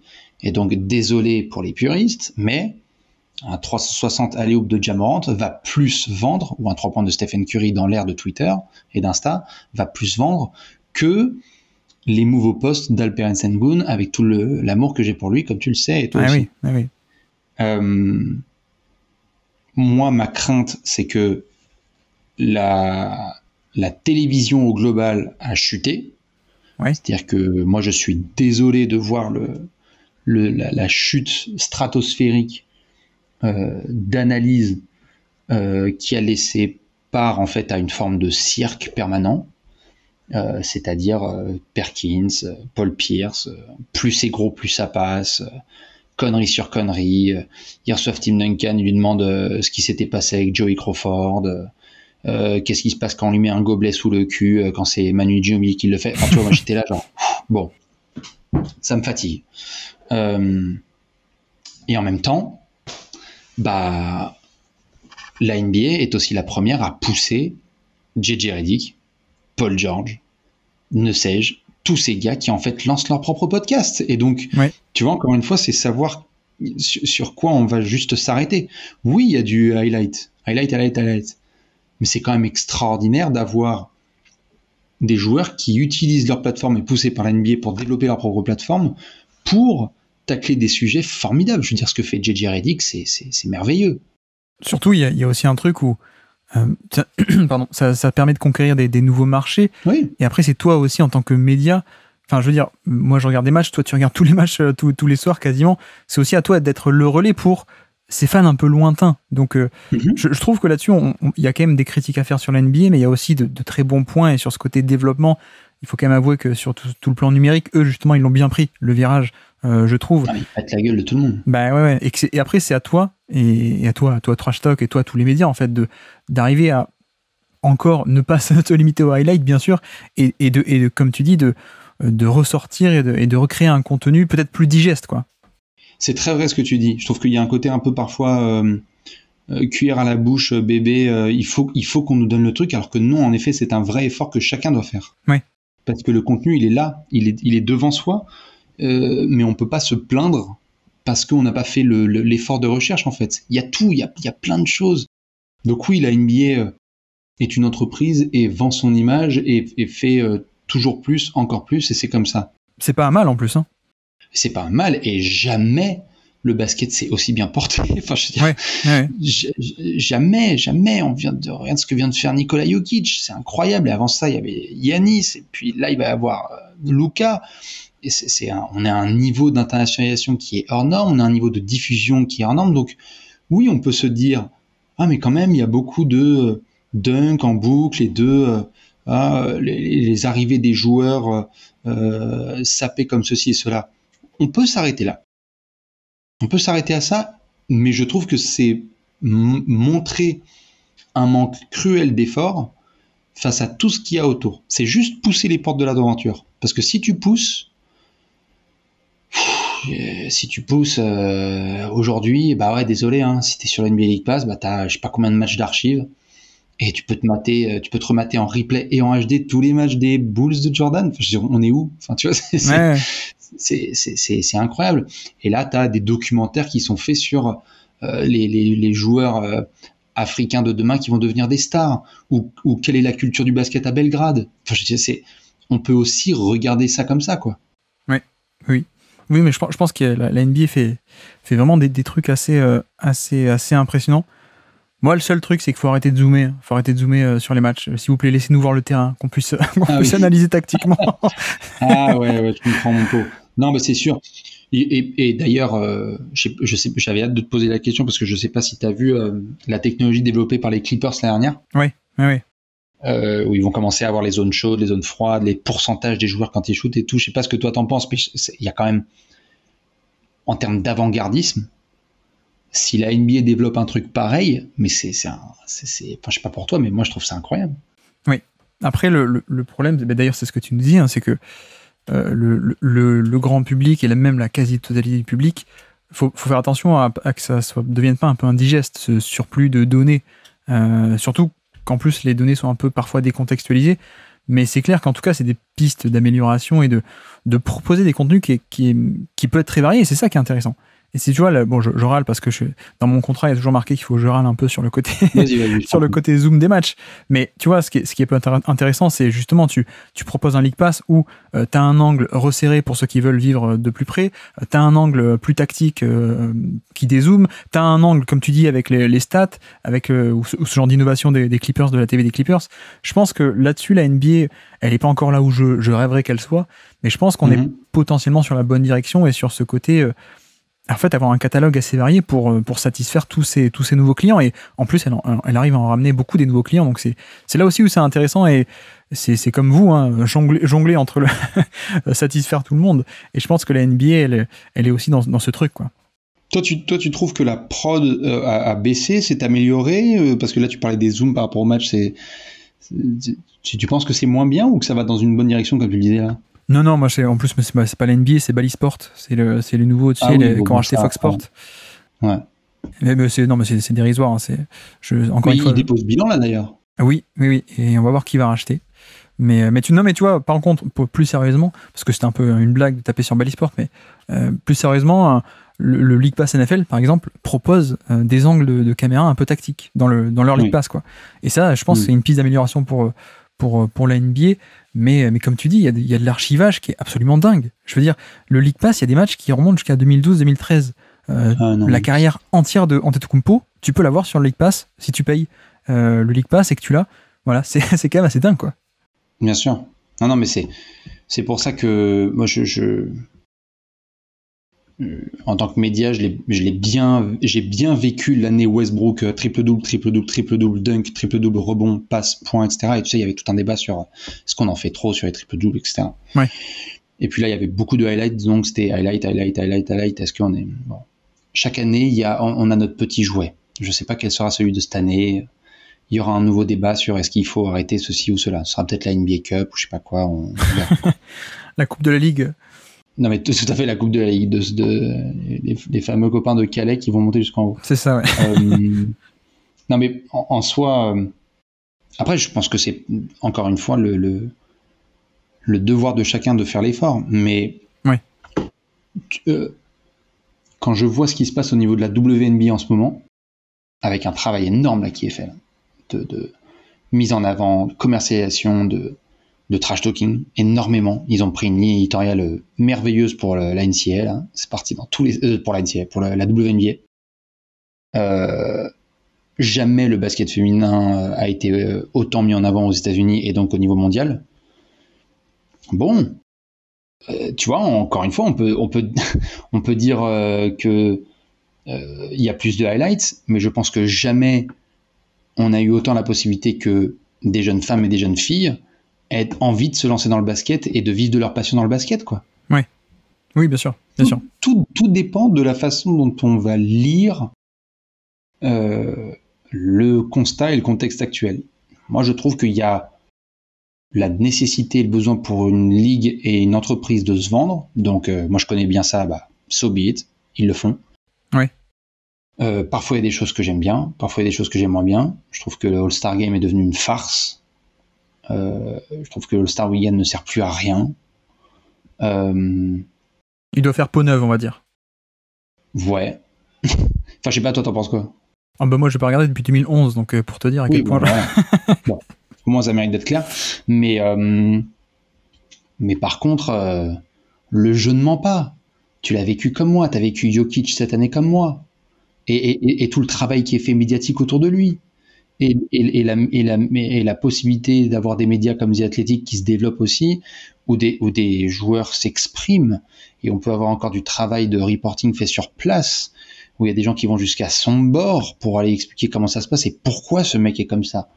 Et Luka va prendre la suite selon moi et va encore plus accentuer le fait que le basket n'appartient pas qu'aux super athlètes mais avant tout aux joueurs intelligents et c'est merveilleux. Enfin, tu vois, on peut choisir de se dire waouh, ils en ont fait des caisses sur du 70.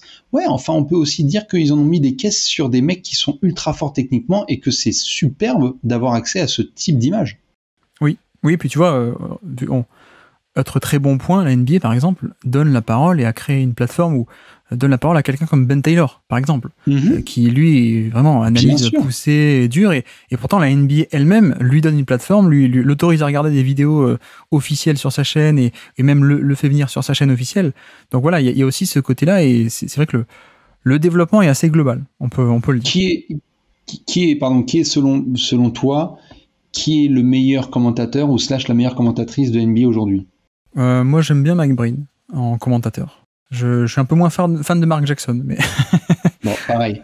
Mais en fait, si je te posais la question, c'est que Doris Burke, oui, c'est exceptionnel d'avoir ce type d'avancée et ce type de contenu qu'elle est capable d'envoyer match après match, de recherche, de pause, d'analyse en direct, de demander à la prod de mettre l'accent sur cet angle-là de caméra parce qu'il y a eu une action qui lui a semblé importante ou un message qu'elle a eu de la part d'un joueur ou d'un agent quelques temps auparavant.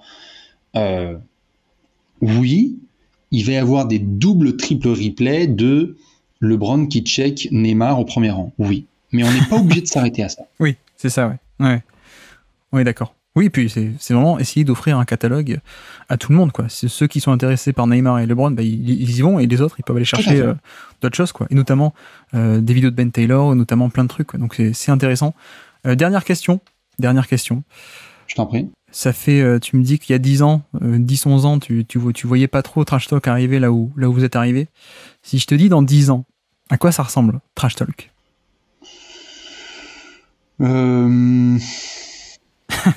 Pas simple.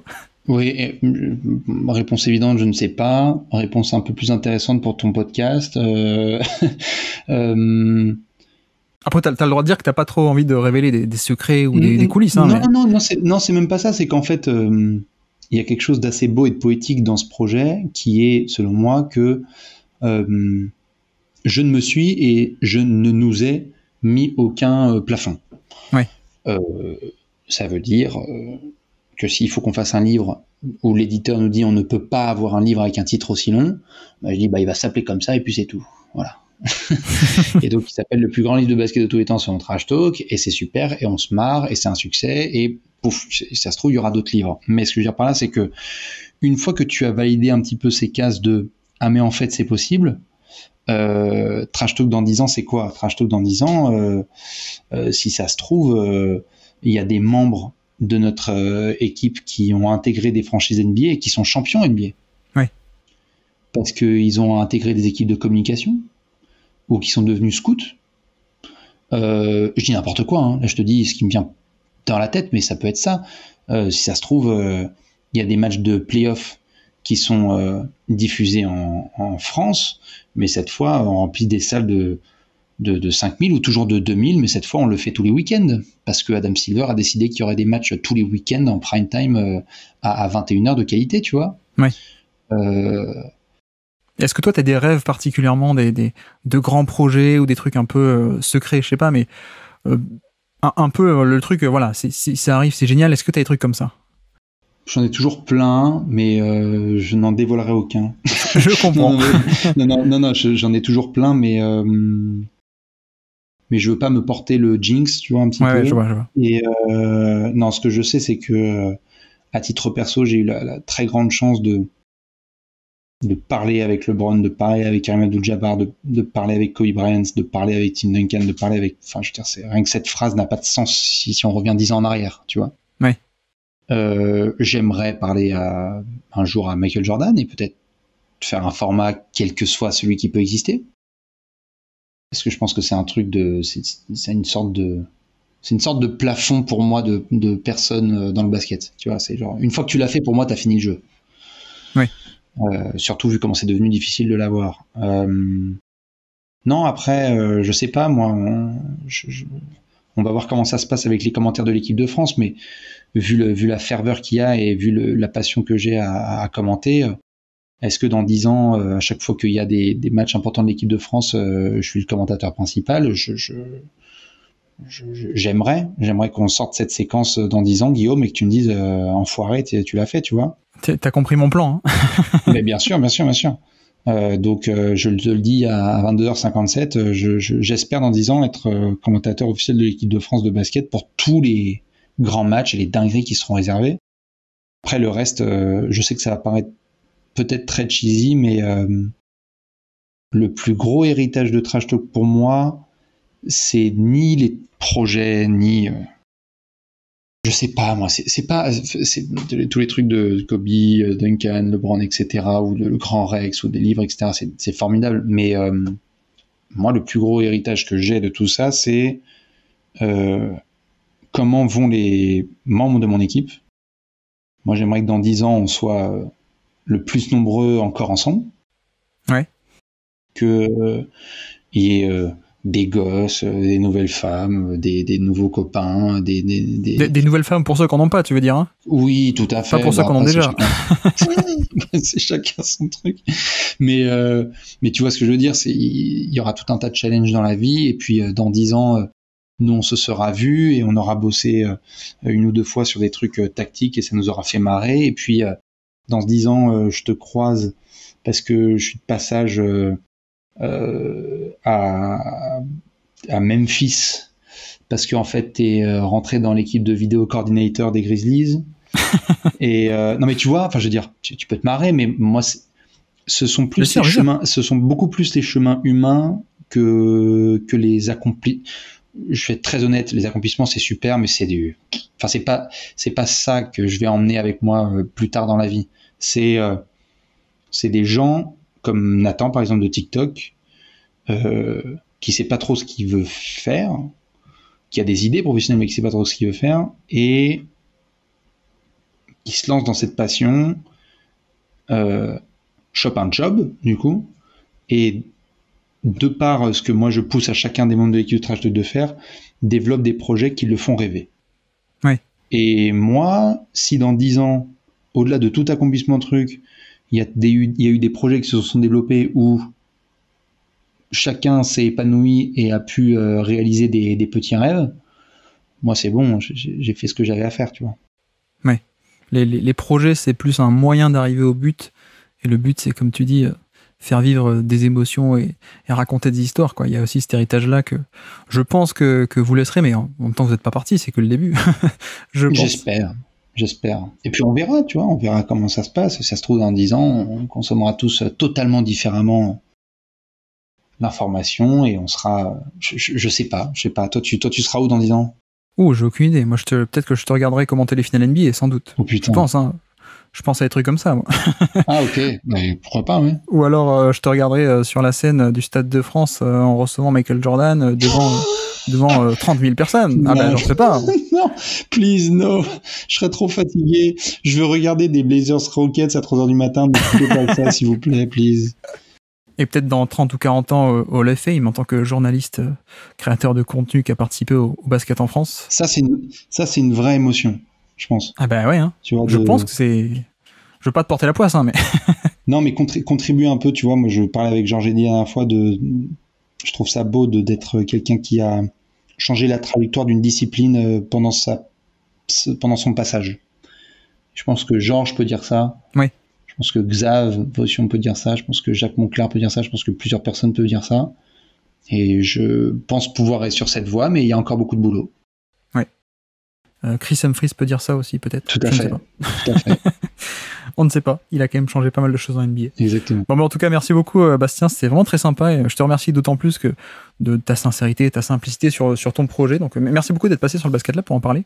Bah, écoute, avec plaisir, toujours. C'était très sympa et t'as vu, on a parlé de tout et de rien. On a fait des name drops Si on m'avait dit il y a 2 heures qu'on aurait parlé de Sopcast, de Chris Humphries et du forum de Basket USA, j'aurais signé tout de suite. C'était un super moment. Et un grand merci à toi. Merci à tous d'avoir suivi cet épisode. J'espère que ça vous aura plu. Et d'ailleurs, je tiens notamment à remercier une nouvelle fois Bastien pour sa simplicité et son honnêteté dans la discussion. Il faut s'en rendre compte, mais c'est pas si facile que ça non plus de venir discuter de son média, de sa ligne éditoriale, de sa position vis-à-vis de la NBA. Donc voilà, merci beaucoup à Bastien pour cette transparence et de pas de langue de bois, même si c'est un peu la marque de fabrique de Trash Talk, évidemment. D'ailleurs, ça me fait penser 2 petites choses, si ça vous intéresse.